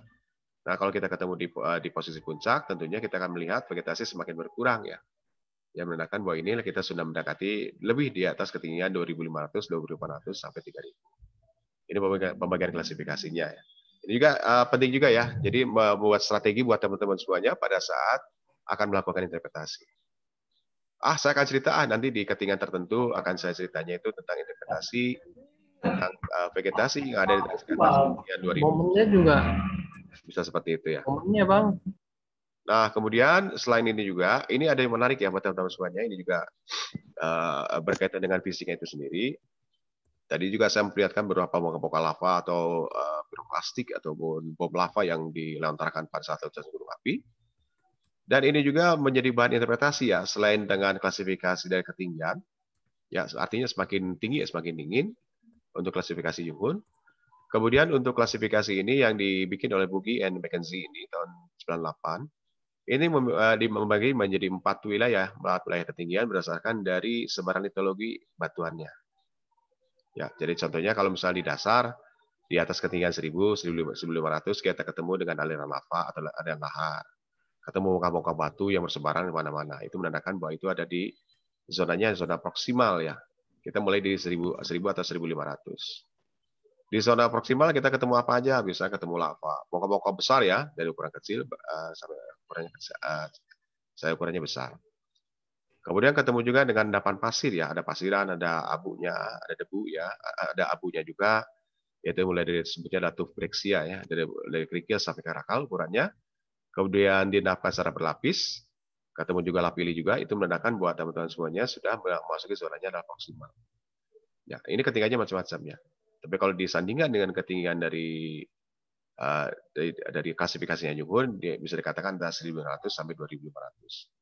Nah, yang menariknya kalau kita mau muncak nih, mau summit attack nih, udah ketemu namanya di zonanya zona sentral ya. Ini di zonanya kalau di gunung api aktif ini sebutnya zona mematikan ya, zona berbahaya. Dan juga ada pertanyaannya, kira-kira kalau misalnya gunung apinya meletus bagaimana? Kalau kita sudah tahu bahwa kita akan mendaki gunung api, tentunya banyak sekali persiapan dan kemudian pra bencana, dan kemudian harus persiapan bahwa si tamu itu sudah tahu bahwa kita akan mendapati risiko seperti itu. Jadi tidak perlu kaget lagi kalau kita ketemu dengan gumuru ya, dengan letusan dan lontaran, itu paling bahaya seperti itu. Nah, bisa ketemu apa di sini? Ketemu dengan lava ya, ketemu dengan kawahnya tentunya, kemudian dengan aglomerat itu batuan-batuan tersebar termasuk dari bom lavanya. Artinya kalau sudah ketemu dengan itu menandakan bahwa kita sudah ada di zona sentral atau zona puncak untuk daerah gunung api. Begitu ya teman-teman semuanya. Nah, kemudian berkaitan dengan vegetasinya, tentunya interpretasi tidak hanya tentang sifatnya fisik, tentang batunya itu sendiri, tentang alam atau morfologi. Teman-teman juga bisa cerita ya, menggali informasi berkaitan dengan kira-kira tumbuhan apa saja yang bisa dikonsumsi pada kebutuhan survival misalnya, atau misalnya untuk kebutuhan pengetahuan umum. Bisa aja ya cerita seperti itu. Ketemu cantigi, cerita cantigi. Nih Bapak Ibu, teman-teman semuanya, kita berhenti sebentar ya. Ini kelihatan nih ada bunga warnanya merah, keren banget warnanya. Mau tahu nggak ini bunga ini bisa dimakan? Akhirnya jadi penasaran kan. Nah, dari situlah ya kata kunci untuk bisa memancing orang untuk bertanya ke tahap berikutnya. Begitu ya. Nah, kemudian ketemu lagi dengan buah-buah Monbei ya. Ini di bawah ketinggian 1000, 1500 ya. Ketemu dengan tumbuhan perdu seperti ini. Kemudian juga ketemu dengan pohon-pohonan juga. Ini juga menarik untuk diceritakan. Paku sayur dan segala macam. Jadi tahun bisa menggali. Akhirnya juga banyak sekali ya informasi berkaitan dengan ini. Tetapi saya ingin mewakili teman-teman semuanya bahwa ini pun juga bisa menjadi cerita yang menarik ya sebenarnya. Jadi misalnya dalam kondisi lelah, kita berhenti sebentar, ketemu dengan sang tinggi, kita ceritakan sang tingginya itu sendiri. Dan kemudian dengan binatangnya juga ya sama ya, kita sering ketemu juga ya secara umum ya. Kita ketemu dengan anjing hutan ya misalnya. Ini memang jarang ketemu dengan anjing hutan. Kemudian yang sering kita ketemu itu diantaranya selain anjing hutan yang ada di beberapa ketinggian tertentu. Nah, biasanya kita ketemu dengan beberapa jenis ular ya. Ini yang namanya ularnya ular pitsum ya. Ini termasuk penting juga kita bisa ceritakan. Memang tidak ketemu ya, tapi dalam kondisi tertentu kita bisa memberikan ilustrasi lah atau memberikan sebuah cerita interpretasi. Teman-teman, Bapak Ibu semuanya, kalau kita berjalan dalam kondisi seperti ini, biasanya banyak sekali spesies ular yang ada di sekitar sini. Kita harus berhati-hati ya, ularnya seperti apa. Nah, kita bisa ceritakan seperti itu. Begitu juga ya, ini paling banyak lah ini ya. Monyet ekor panjang atau makak ya, ini juga paling banyak kita temui di lokasi-lokasi tempat shelter, tempat camping, apalagi banyak makanan berserakan. Termasuk ini ya, ini paling banyak nih. Ya, babi hutan ini paling banyak. Si bagas ini paling banyak ya, banyak berserakan buat teman-teman semuanya. Baik teman-teman semuanya, ini berkaitan dengan kondisi lingkungan dan alam, termasuk flora faunanya yang sering kita temui selama perjalanan. Ini akan saya bawa ke ini ya, berkaitan dengan SOP atau pengetahuan berkaitan dengan norma atau aturan hukum. Ya. Saya kira juga sudah banyak ya, apalagi dengan Taman Nasional yang sudah ada di bawah KLHK. Ya, mereka sudah membuat SOP ini sebagai standar ya, standar pelaksanaan teknisnya seperti ini, dan ini sudah menjadi baku. Jadi artinya pada saat pendakian tentunya mereka sudah punya aturan-aturan seperti ini. Jadi artinya teman-teman semuanya kalau mencari SOP sudah mudah kok, sudah gampang. Ya kalau tanya, misalnya SOP-nya mana? Nah ini SOP-nya. Di antaranya kalau di Taman Nasional, mulai dari Rinjani, ketemu dengan dengan SOP-nya yang ada Gunung Ciremai. Ini teman-teman Taman Nasional sudah dibuat. Jadi kita tinggal mengikuti aja. Nah kemudian ada yang paling menarik ya, bukan selain SOP juga saat ini sudah muncul namanya adalah ini ya, namanya SNI, Standar Nasional Indonesia, nomor 8748. Kemudian terbit per 2019. Ini juga menarik ya menjadi perhatian teman-teman semuanya, karena ini berkaitan dengan upaya pemerintah melalui KLHK, kemudian diturunkan ke Taman Nasional menjadi sebuah dokumen yang sifatnya adalah mengikat, artinya ini menjadi SOP pada saat penyelenggaraan. Kenapa ini muncul diantaranya adalah bagaimana caranya supaya siapa pendakian itu nyaman dan aman dan kembali dengan kondisi selamat ke rumah masing-masing. Artinya melalui kemudian KLHK kemarin sudah menerbitkan dokumen ini, dan ini terbitkan oleh teman-teman kita juga ya, dari APGI juga ada, kemudian dari Indonesian Monitoring juga sama-sama, dan kemudian sama beberapa penggiat aktivis juga. Saya kira juga ada di dalam bagian ini juga ada, di dalam forum ini juga ada. Ini muncul juga, ini saya kira juga penting, dan ini juga mohon untuk dibaca oleh teman-teman semuanya untuk dipahami ya. Jadi artinya pemerintah melalui KLHK diturunkan ke Taman Nasional sudah membuat sebuah pedoman. Pedoman ini menjadi pedoman keselamatan. Ya, ini menjadi bukti atau menjadi ini jaminan keselamatan lah kepada para tamu kita kalau kita melakukan kegiatan wisata pendakian ke lokasi-lokasi yang dikelola oleh Taman Nasional. Lalu seperti itu. Dan kemudian juga sama ya, ini salah satu launchingnya seperti ini. Dan kemudian berikutnya adalah SOP dari pendakian itu sendiri. Saya kira juga ini penting juga buat teman-teman untuk dipahami ya. Ini adalah langkah SOP. Kalau misalnya ada peristiwa seperti ini harus bagaimana, harus dengan siapa yang bertanggung jawab. Ini juga penting ya. Ini menunjukkan bahwa teman-teman memiliki kompetensi, memiliki kinerja profesional menjadi seorang pemandu wisata gunung, ya antaranya adalah dibuktikan dengan cara ini. Ya ini juga banyak ya bisa diakses SOP-SOP seperti ini. Baik teman-teman semuanya, izinkan kita akan masuk ke segmen terakhir yaitu berkaitan dengan interpretasi. Saya akan bawa contoh kasus ya, kita akan jalan-jalan ke Gunung Papandayan ya. Ini akan saya bawa teman-teman semuanya berkaitan, tadi kan banyak tanya kapan kita memberikan interpretasi. Interpretasinya apa? informasinya seperti apa, komunikasinya bagaimana, kemudian apa saja harus kita ceritakan. Ya, contoh kasus ya teman-teman semuanya, jadi supaya bisa lebih memahami kira-kira seperti apa. Kita akan berangkat ke Gunung Papandayan nih, Gunung Papandayan Garut, lokasinya di daerah Provinsi Jawa Barat, tepatnya ada di sebelah tenggara atau di sebelah selatan, tenggara selatan dari arah kota Bandung. Kalau dari Jakarta langsung menuju melalui kota Bandung tentunya.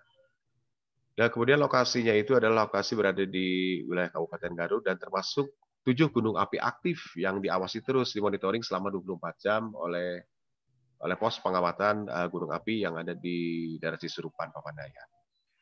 Ini dipantau terus ya pergerakannya, aktivitasnya ya. Aktivitas seismiknya, aktivitas secara fisik ya, terus kemudian kimia juga, geokimia juga dipantau terus ya untuk melihat aktivitas Gunung Papandayan. Karena Gunung Papandayan termasuk gunung api aktif ya. 7 gunung api aktif yang ada di Jawa Barat. Dan kemudian meletus terakhir ini tahun 2012 ya, kemarin aktif, letusannya letusan freatik. Letusan freatik itu berkaitan dengan sistem hidrotermal yang ada di bawah permukaan bumi, kemudian dipanaskan, kemudian terjadi tekanan gas, dilemparkan, kemudian bentuknya itu adalah semburan ya, awannya berwarna putih. Baik teman-teman semuanya, artinya kita akan belajar bagaimana caranya kita menyiapkan sebuah sistem informasi untuk kebutuhan interpretasi atau menafsirkan. Bagaimana kita bisa membangun sebuah cerita atau narasi di dalamnya. Nah tentunya kita butuh sumber informasi ya. Dan ini adalah peta yang dibikin oleh Pak Kamak Kusumadinata, almarhum tahun 1971, kemudian disempurnakan oleh penelitian berikutnya oleh Pak Asmoro ya tahun 1989. Kemudian digambar ulang oleh Pak Bahtiar ya tahun 2011. Nah, dari sini pun kita bisa melihat ya. Ini adalah dari peta sebaran aktivitas hasil letusan Gunung Papandayan. Dari sini kita bisa banyak cerita sebenarnya. Ya, contohnya saya gambarkan seperti ini. Jadi kalau misalnya bagi teman-teman yang sudah pernah melakukan kegiatan pendakian Gunung Papandayan tentunya sudah tahu ya kita berangkat dari mana. Biasanya masuk dari Cisurupan, kemudian kita mulai pendakian dari titik ini ya, saya gambarkan dari titik ini, titik parkir, kemudian melakukan pendakian melalui kawah, kemudian akan berakhir di titik ini untuk di lokasi pendakian di daerah Lawang Angin misalnya. Ini lokasi yang paling favorit, ataupun di Pondok Salada ya di sebelah tenggara sedikit. Nah ini menandakan bahwa ini adalah sebagai bahan dasar buat teman-teman semuanya untuk merangkaikan cerita, merangkaikan dongeng untuk tafsiran itu. Nah, artinya apa? Kalau teman-teman, kalau sudah tahu pergerakan seperti ini, kita mulai dari titik A di sini. Mulai pertama, berarti kan greeting dulu kan? Greeting, safety talk ya. Baik Bapak Ibu, teman-teman semuanya, sebelum kita berangkat, mohon izinkan saya untuk menyampaikan safety talk atau berkaitan tentang keamanan dan keselamatan.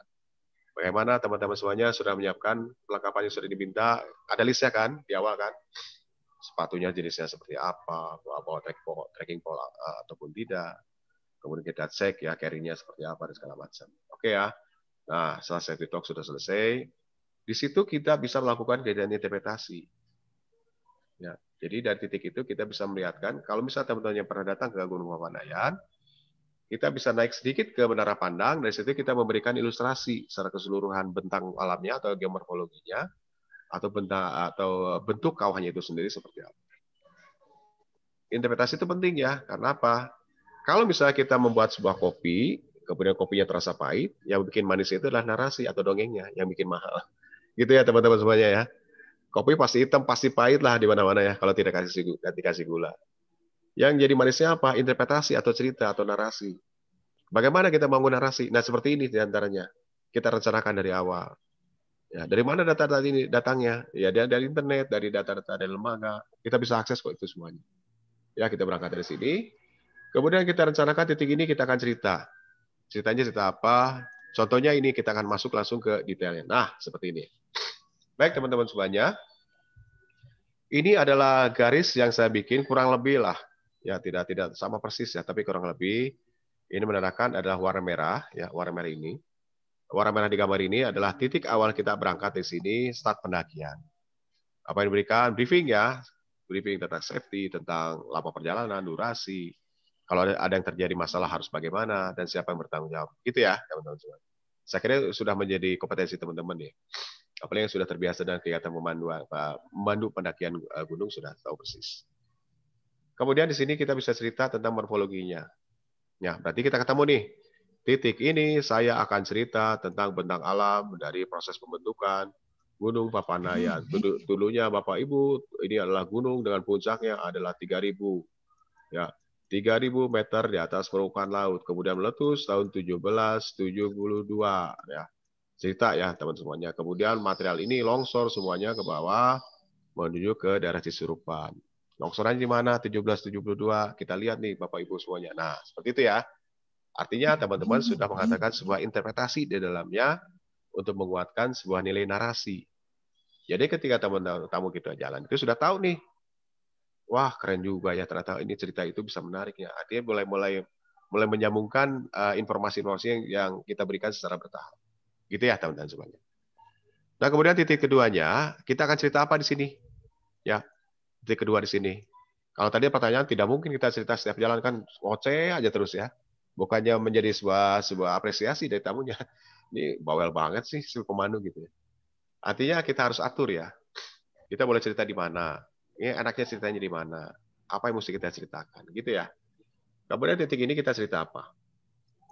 Ya, nah di cerita ini karena titiknya berbeda, titik pandangnya sini. Di poin yang kedua atau titik B ini kita cerita apa? Ya, akan saya tunjukkan nanti. Kemudian berikutnya interpretasi di sini kita di titik C kita akan cerita apa. Bisa bertahap seperti itu ya, secara interpretasi ya. Begitu ya. Nah, kalau pertanyaan kira-kira apa yang mesti kita ceritakan? Nah, ini kita ceritakan seperti ini.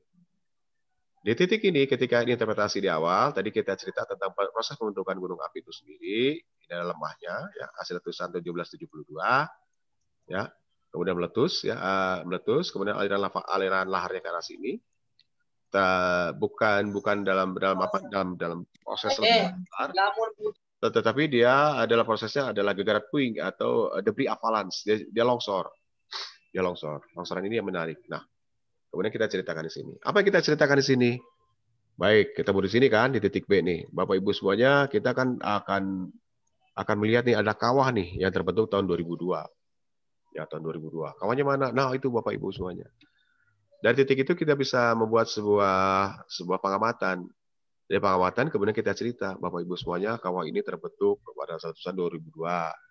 Nah, kemudian 2002 ini akhirnya apa yang terjadi ketika gunung api ini meletus, letusannya freatik, kemudian menyebabkan terjadi longsoran di kawah Nangklak, ya di Pasir Nangklak. Di mana itu Pasir Nangklak? Akan saya tunjukkan ya Bapak Ibu semuanya nanti di perjalanan berikutnya. Nah, ada beberapa narasi yang dikunci seperti itu, ya, dikunci seperti itu. Jadi tidak harus cerita semuanya, kita kunci aja satu segmen. Maksudnya apa? Jadi untuk mengunci kita punya bahan cerita untuk berikutnya. Begitu ya, bentuknya adalah interpretasi. Nah, kemudian berikutnya, kalau kita ketemu, Bapak Ibu semuanya, tadi kan saya janji nih mencerita. Ternyata di hasil letusan 2002 menyebabkan longsoran itu di Pasir Nangklak. Mana Pasir Nangklak? Nah, ini Bapak Ibu semuanya. Jadi ketika kita jalan di sini, nah titik ini, ya kita cerita ini. Nah, ini adalah longsoran Pasir Nangklak. Kenapa kok ini bisa longsor seperti ini? Nah, ini adalah dalam bentuk ukuran kecilnya. Kalau ini adalah ukuran besar, lalu debris avalanche longsorannya, tetapi menandakan bahwa ini adalah longsoran dalam bentuk ukuran kecil. Tapi dampaknya luar biasa. Yang terjadi apa? Yang terjadi adalah aliran lahar yang sampai menghilangkan beberapa nyawa ya pada tahun 2002, termasuk beberapa rumah yang terendam dalam proses yang sangat cepat sekali. Nah, begitu ya teman-teman semuanya. Interpretasi seperti itu. Jadi kalau di bentang alam ini secara makro ya, secara umum bentang alamnya seperti itu. Nah, berikutnya kalau kita bicara tentang detail bagaimana nih? Nah, karena dalam perjalanan itu kita ketemu dengan bongkah-bongkah batu yang menarik kalau untuk kita ceritakan banyak sekali sebenarnya informasi di dalamnya. Contohnya ketika kita jalan kita ketemu dengan batuan seperti ini ya. Ada fragmen-fragmen yang masuk di dalam sini ya. Ini sebutnya kalau strukturnya sebutnya adalah breksi ya. Ini sebutnya adalah breksi. Kemudian yang menariknya kok ini di sini merah, kok di sini putih. Nah, itu menarik ya. Nah, bagaimana caranya kita memancing supaya si tamu itu menjadi penasaran. Bapak Ibu, teman-teman, kita berhenti sebentar ya. Ini ada batu menarik nih. Kok sekitarnya warna merah, kok batu ini batunya warna lebih terang, lebih putih. Nah, teman-teman cerita tentang proses hidrotermal atau alterasi. Ceritakan Bapak Ibu semuanya bahwa kita di bawah kita itu ada sebuah kompor raksasa nih yang masih menyala. Kemudian ketemu dengan air itu sistem air tanah atau aquifer. Kemudian terpanaskan, kemudian setelah itu si uapnya itu sendiri seperti dikukus. Jadi yang kita itu ada di tengah-tengah panci, Bapak Ibu semuanya. Batu ini terubahkan, proses hidrotermal namanya. Alterasi ya. Akhirnya batu yang tadinya batuan lava warna hitam, warna gelap menjadi putih karena mengandung sulfur sangat tinggi sekali. Kenapa kok ada merahnya? Nah, karena mengandung magnesium, batu mengandung Fe-nya lebih tinggi dibandingkan batu yang lainnya. Nah, seperti itu ya teman-teman semuanya. Jadi itulah bentuk interpretasi dari batuan cerita seperti ini aja sudah banyak cerita. Begitu juga ketemu dengan hutan mati ya. Ini juga menjadi tujuan menarik adalah saat pendakian di Gunung Gramon Parahu. Kita ketemu dengan hutan mati. Pasti akan muncul pertanyaan, kok Cantigi yang ada di sebelah selatannya masih kelihatan hijau, tetapi di lokasi ini kok ini bentuknya hilang semua nih batang-batang, tinggal batang-batang pohonnya aja. Itu kan menarik kan? Nah, ketika kita sudah memberikan informasi di awal, kemudian valid, menarik, delivery-nya oke, kemudian si tamu akan percaya. Dari situ tamu akan membangun kepercayaan, kemudian menjadi sebuah alur nantinya. Tamu akan tanya terus tuh. Nah, interpretasi akan memulai. Kapan kita mulai interpretasi dari awal, kemudian kalau misalnya tamu sudah mulai berjalan seperti itu, ada alur seperti itu, interpretasi itu kan muncul sendiri. Biasanya seperti itu. Gitu ya teman-teman semuanya ya. Nah, kalau misalnya ketemu seperti ini, apa yang kita ceritakan? Bapak, Ibu semuanya, ini menarik ya.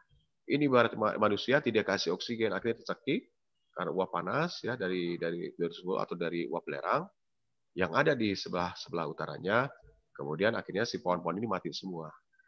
Ya karena Cantigi sifatnya lebih keras, pohon-pohonnya pohon keras, akhirnya daunnya rontok, semuanya yang tinggal adalah batang-batangnya. Yuk kita foto bareng ya. Gitu ya teman-teman semuanya. Untuk menarik perhatian seperti itu. Jadi kalau kita kembali, artinya apa? Kita merencanakan sebuah interpretasi sudah termasuk dari unit kompetensi. Ketemulah sama dengan tabel ini. Ya, jadi artinya apa? Jadi bukan berarti teman-teman semuanya kalau misalnya tidak ada tamu ya diam di rumah, enggak juga ya. Usahakan untuk berangkat satu lokasi kemudian membuat tabel ini ya. Silakan bikin tabel seperti ini. Contohnya membuat rencana interpretasi ini pakai R ya, teman-teman ya. Ini titik koordinatnya di mana nih? Misal kita jalan, saya mau cerita apa interpretasinya tentang pengamatan morfologi Gunung Papandayan. Cerita tuh di situ. Bentang alamnya seperti apa. Visibilitasnya bagaimana nih? Kalau misalnya pada pagi hari paling oke. Kalau menjelang sore mungkin tertutup kabut. Berarti kan itu waktu yang terbaiknya kapan? Kemudian visibilitasnya bagaimana? Teramati jelas. Kemudian jarak pandangnya dari mana? Kemudian bagaimana posisi kita jauh diri juga penting tuh. Kalau kita pada saat kita menjelaskan. Kemudian alat bantunya apa? Nanti akan saya tunjukkan ya. Ada pengeras suara, ada poster, dan segala macam.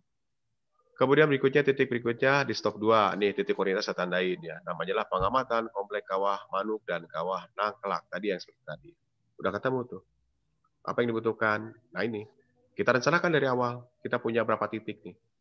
Ini sebagai amunisi kita pada saat kegiatan pemanduan wisata gunung. Ya. Nah, seperti inilah kurang lebih ya, teman-teman semuanya. Baik. Kang Denny, waktunya 7 menit lagi kan ini ya? Oke, siap. Ya, nanti sisanya ada waktu buat tanya tanya, kemudian siap. buat door prize nanti. Ya. Wah, kerasa ini. Asik Kang, ini banyak pertanyaan yang tak terjawab nih. Mau lanjut Kang, 7 menit lagi Kang. Ya, ini selamat berbuka buat teman-teman di Indonesia Timur ya. Udah 1 jam lebih awal mungkin ya, selamat berbuka deh. Bentar lagi kali ya. Baik teman-teman, saya lanjut lagi. Ini ada 3 slide lagi ya, izin ya. Kang Deddy ya. Monggo Kang. Baik, ini slide yang berikutnya, lanjut interpretasi keadaan pendaki. Nah ini ya, teman-teman semuanya, ini menjadi panduan kita ya. Jadi bertanya tuh, gimana tuh cara menyampaikan? Di sini adalah cara penyampaian interpretasi. Tidak baku seperti ini, silakan teman-teman semuanya berkreatif ya, mengembangkan dengan cara atau teknik sendiri. Saya kira cara penyampaian teman-teman itu macam-macam ya. Ada yang dengan gaya cara bercanda, ada yang caranya dengan agak semi formal dan segala macam. Silakan ya, itu menjadi ciri khas teman-teman semuanya. Tetapi di sini satu adalah gunakan bahasanya bahasa populer. Bahasa pembandingnya bahasa daerah, bahasa umum ya. Kadang-kadang gini ya, kadang-kadang setelah pendakian itu ada juga sih, saya alami juga ya, wah biar keren ya, biar kelihatan kita memiliki pengetahuan luas, pakai bahasa ilmiah. Itu nggak bakal mengerti buat mereka tuh. Pusing tuh mereka tuh. Udah capek-capek, nah dikasih kuliahan seperti ini. pakai bahasa yang lebih mudah dan mengerti. Populer ya. Populer itu dengan bahasanya satu frekuensi lah. Ya satu umuran sama kita nih. Misalnya ABG, angkatan ABG beda dengan ABG yang sebenarnya. Gitu ya teman-teman semuanya.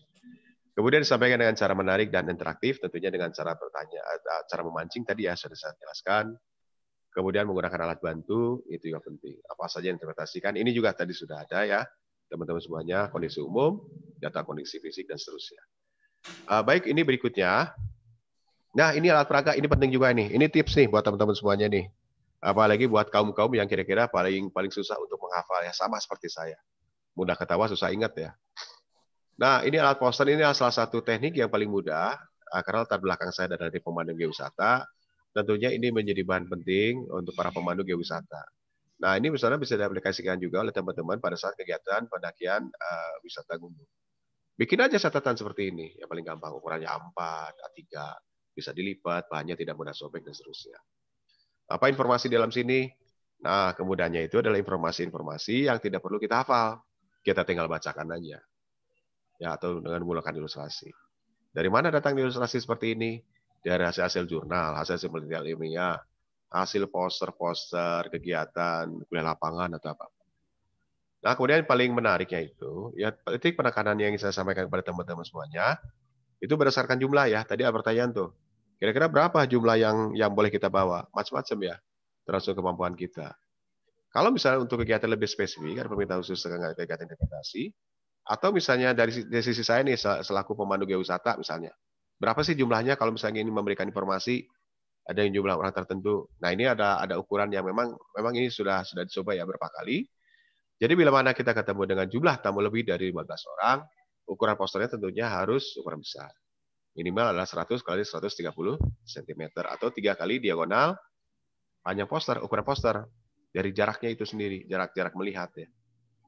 Begitu ya teman-teman semuanya.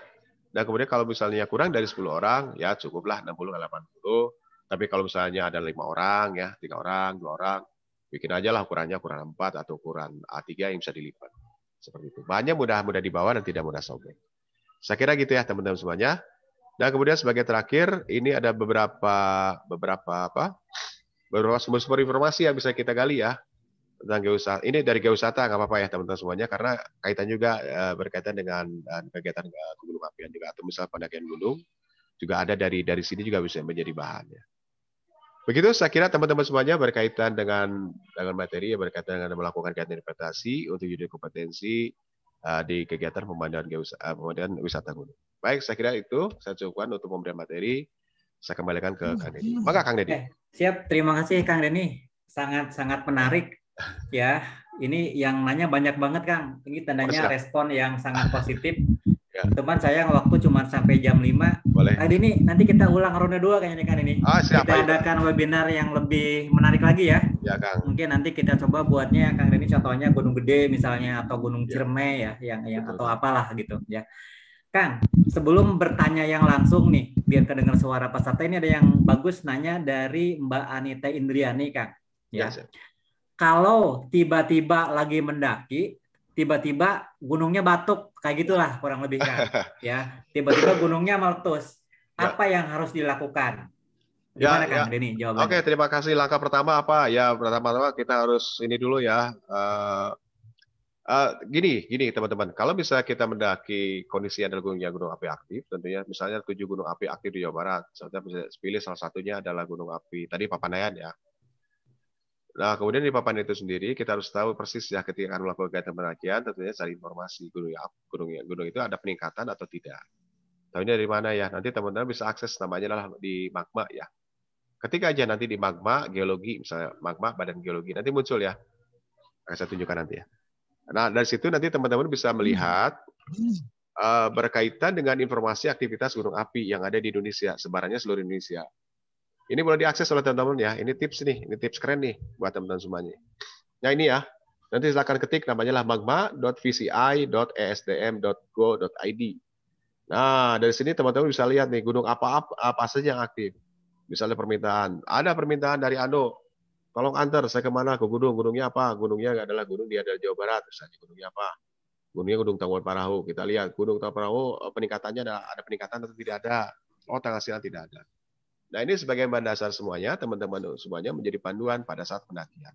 Jadi artinya untuk mengantisipasi jangan kaget. Jadi artinya kalau misalnya kita naik gunung, gunungnya api aktif, dan kita sudah tahu kondisinya bahwa si tamu sudah harus tahu bahwa gunung apinya ini aktif. Kalaupun ada letusan, jangan panik kan gitu kurang lebih. Saya kira gitu ya teman-teman semuanya.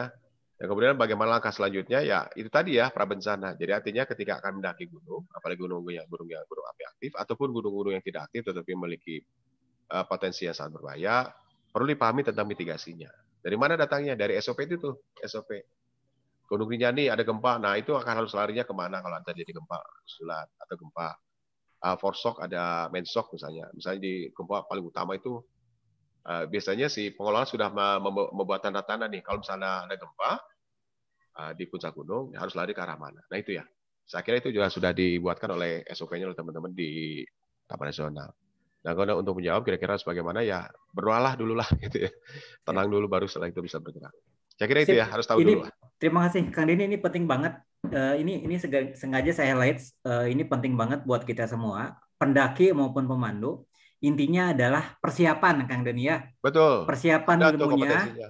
persiapan tahu SOP-nya begitu. Betul. Apalagi tadi kan kalau ngelihat website yang magma tadi, ya gunung kita tuh aktif semua sebenarnya gitu Kang Denny ya. Ya, ini Resiko merah pasti ada saja begitu ya. Betul, betul. Sip, Nih, sip. ada Ya. aktif nih. Jawa Timur tuh yang aktif apa nih? Betul, Tuh, betul. Semeru Ya. tuh lagi Betul, nih. betul.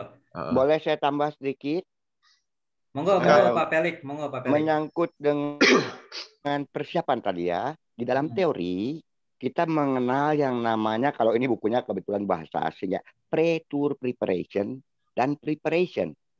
Nah, dari sebelum berangkat pre-tour preparation, ya mungkin tadi kita menghubungi dulu dengan magma. Ya, kira-kira akan ada apa.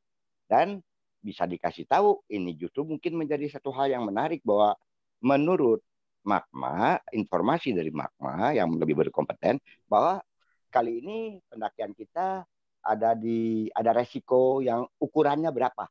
Ya, standar ukurannya resikonya mungkin 8 atau mungkin 7 gitu ya. Yang biasa-biasa sehari-hari cuma 4. Nah gitu ya. Jadi tamu itu tahu itu untuk dipersiapkan ada ketika tamu sudah mau datang. Jadi pre-tour preparation. Yang sebelumnya itu preparation. Persiapan apa itu seorang wisatawan atau pemandu wisata harus tahu. Satu lagi, ya itu dulu deh. Itu dulu. Jadi membantu melengkapi pertanyaan, seorang tour guide harus mengetahui preparation dan pre-tour preparation termasuk profil wisatanya.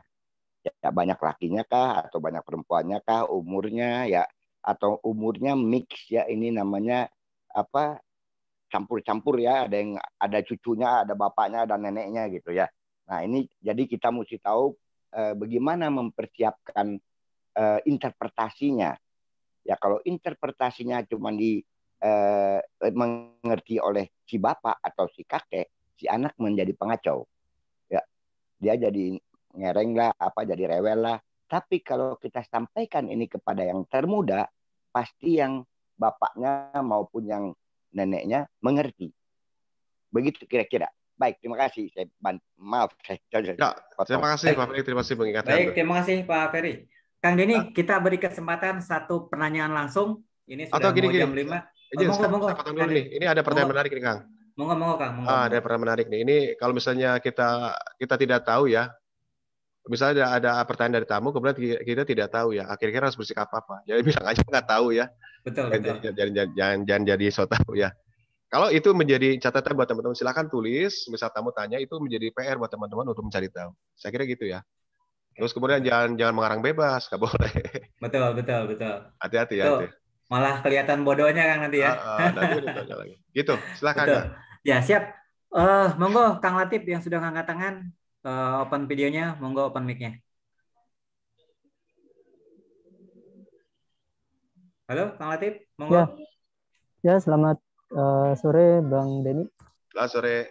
Ya, terkait ini kan gunung berapi itu statusnya macam-macam ya. Ada yang statusnya normal siaga, kemudian ada yang awas. apalagi kan di kondisi-kondisi sekarang yang kita tidak, namanya bencana gunung meletus kita tidak bisa memprediksi gitu. Nah, apakah selama dalam perencanaan interpretasi itu kita harus menyampaikan itu juga gitu loh ke tamu kita gitu. Dan sejauh kan ibaratnya itu Kak meramal akhirnya kita jatuhnya itu kan ya.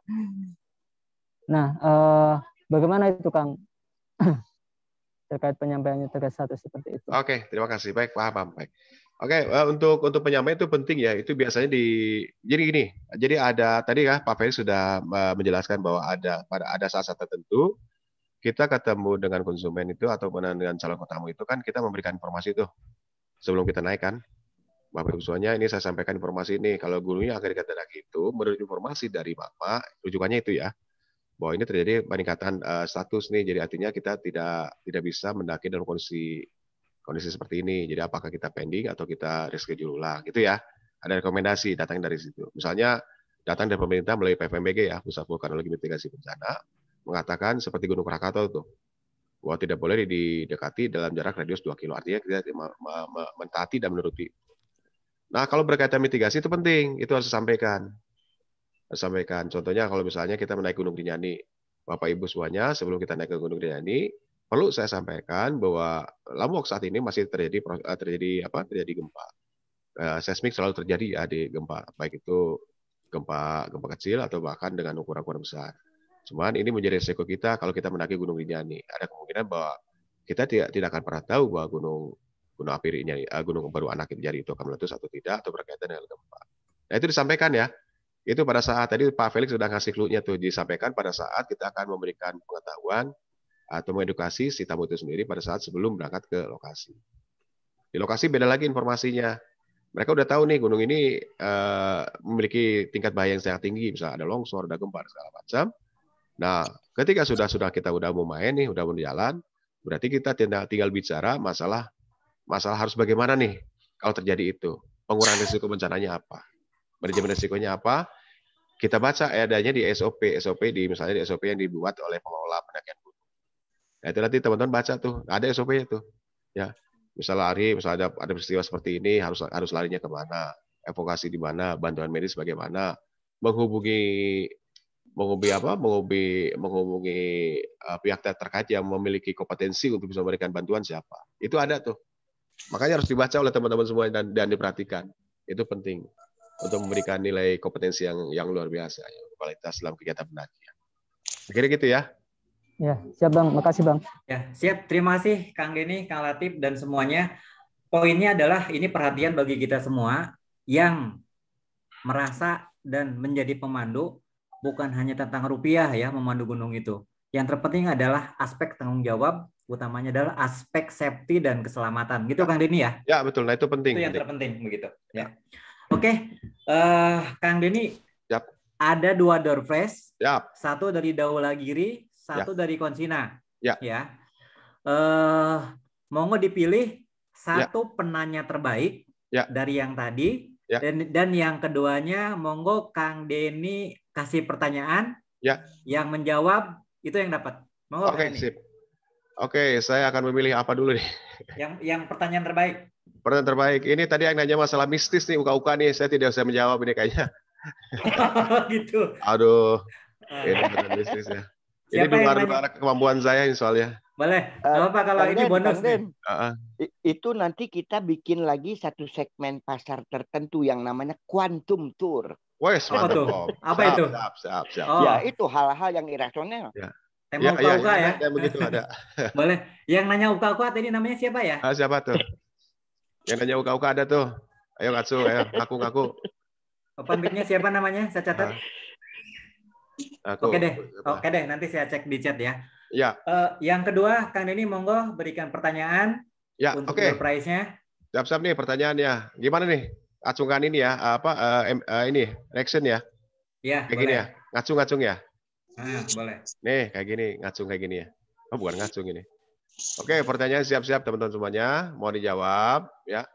Ada satu gunung, ya gunung api ini aktif dari kelasnya kelas C yang tidak ada rekaman jejak bahwa itu pernah meletus per 1600 atau setelahnya, dan kemudian tiba-tiba meletus aktif. Ya, kemudian inilah gunung api termuda, gunung api yang mulai aktif yang ada di Indonesia sampai sekarang aktif terus. Gunung api apa? Siapa yang ini? Monggo, Kang Budi, Pak Budi, Pak Buan. Gunung api apa? Pandayan, Kang. Bukan. Kalau nggak salah anak Krakatau. Bukan. Bukan. Soalnya gunung api 127 dia nambahin satu nih menjadi gunung api. Boleh jawab gak? Jangan pakai Kita ini dulu. Tambora. Bukan Tambora. Aktif tuh, nonton kan di TV tuh sekarang. Aduh, nggak boleh jawab, oi. Ceremai. Gunung Batur. Anak Ranaka. Salah, bukan anak Raka, bukan. Itu gunungnya gede itu. Ijen. Terus. Sinabung. Sinabung. Siapa tuh? Sinabung siapa tadi jawab Sinabung? Topan. Sinabung betul. Patopan Itu ya? menggenapkan menjadi 128 gunung api aktif di Sinabung. Gan Jatnika jawab Sinabung. Ini mah tuh. Tadi yang jawab Sinabung siapa? Topan Sinabung. Patopan ya? Ya. Yang sebelah ini mah. Jadi Kang Geni jawabannya betul Sinabung ya? Betul, Gunung Sinabung. Ada di mana, Kang? Ada di Sumatera Utara. Ya, Sumut. Patopan ya? Ya. Sip. Satu Topan. Tadi yang uka-uka siapa tadi namanya ya? Saya mau kasih uka-uka, mau memberikan apresiasi, saya nggak bisa jawab. Age di rumah mah. Angin gelembung. Ya, itu tadi ya, yang uka-uka ya, yang dapat hadiah. Iyalah, boleh nanti dicari. Oke, rekan-rekan sekalian. Boleh tambah sedikit. Sok, monggo Pak Balik. Terima kasih. Ini berkaitan dengan memberikan interpretasi, padahal waktu kita di lapangan cuma pendek. Ya, kita mau menerangkan banyak. Nah, kita sudah memberikan contoh kan sekarang dengan adanya pandemi ini, kita bisa melakukan Zoom meeting. Jadi, kalau besok baru mau berangkat, tamunya sudah ada di hotel di Bandung misalnya, di kota besar, ya kita bikin Zoom meeting, kita di rumah, dia di kamar masing-masing. Interpretasi itu kita buat persis seperti sekarang. Yang dilakukan oleh asosiasi ini kan, ya kita bisa tampilkan gambar, kita bisa ngomong 2 jam sebelum ketemu. Begitu ketemu mereka udah agak tahu. Ya. Terima kasih. Ya, oke, terima kasih. Pravisualisasi namanya itu. Pak Felix ya? Ya, betul. Kang Denny. Makasih. Ditunggu materi fotografi dan tagih itu. Ditagih. Ya, dicatat Pak Topan. Oke, sudah ketemu. Tadi yang nanya masalah uka-uka, yang masalah jin dan sebangsanya Mumtaz Abida ya. Tuh, tandain. Oke, ini yang pemenang. Monggo WhatsApp alamatnya buka di chat grup ya. Saya sudah sebutkan nomor WhatsApp saya. Monggo di chat ke saya. Pak Topan dan Mumtaz Abida. Oke, rekan-rekan sekalian, sebelum ditutup, banyak yang nanya tentang keAPG-an, tentang APGI, kurang lebih tentang persyaratan sertifikasi kapan, di Jogja kapan, ini kapan, ahli itu bagaimana, dan sebagainya. Monggo bagi teman-teman yang bertanya tentang APGI, bisa buka Instagramnya APGI Official. Cari yang APGI Official. Jadi APGI Official itu DPP, karena banyak juga APGI provinsi-provinsi ya. Jadi monggo buku yang APGI Official, tinggal klik gambar atau uploadan tentang sertifikasi di daerah mana. Kurang lebih sama. Ya. Tapi poinnya, untuk level muda, syaratnya itu adalah minimal 5 kali pemanduan gunung di 3 tahun terakhir. Level media 10 kali di 3 tahun terakhir, dan yang ahli adalah 20 kali pemanduan di 10 tahun terakhir, di 3 tahun terakhir, gitu ya. Bagaimana cara tahunya? Nah, nanti akan ada namanya itu portofolio. Jadi pada saat akan sertifikasi itu akan diminta untuk mengumpulkan bukti pemanduan itu. Misalnya mana fotonya lagi memandu, gitu ya, mana simaksinya dan sebagainya. Tapi monggo detailnya nanti bisa cek di APG Official, bisa DM, bisa japri atau kontak ke teman-teman APGI di wilayahnya masing-masing. Ya, oke, baik rekan-rekan sekalian, Bapak Ibu sekalian, tidak terasa sudah jam 17, jam 5:04. Ya, ini hebat sekali nih, Kang Denny. Alhamdulillah responnya sangat positif. Ya, terima kasih. Bahkan lebih dari jam yang ditentukan. Ya. Dan Kang Denny, monggo nanti kita agendakan waktu lagi. Mungkin ini kaitannya dengan interpretasi Ya, betul. tentang literasi, Ya. tentang kegunungan, begitu ya. Nanti bisa kita agendakan lain. Kita agendakan lagi di waktu yang berbeda, ya. Terima kasih rekan-rekan sekalian atas partisipasinya. Selamat menunaikan ibadah puasa. Salam dari kami dari APGI, Asosiasi Pemandu Gunung Indonesia. Terima kasih Kang Denny atas ilmu-ilmunya, ya. Semoga kita sehat-sehat selalu. Jangan lupa tetap jaga kesehatannya, tetap jaga protokol COVID-nya, dan semoga kita semua selalu ada dalam lindungan Allah Subhanahu wa taala. Terima kasih, dan sebelum ditutup, monggo buka kameranya, ya. Kita screenshot ya buat kenang-kenangan dulu. Monggo, ya. Oh, ya, buka kameranya. Sini, teman-teman sudah saya share ya, materi tadi di chat ya. Oke, monggo ya. Buka kameranya, kita screenshot ya. Materi pernah jadi pemberi materi. Ini nih. 1, 2. Cuma jawab. Siap, cukup ya. Untuk materi sudah di-share sama Kang Denny di chat grup, monggo dibuka dan di-download dan dibaca-baca kembali ya. Terima kasih Kang Denny semuanya. Kita tutup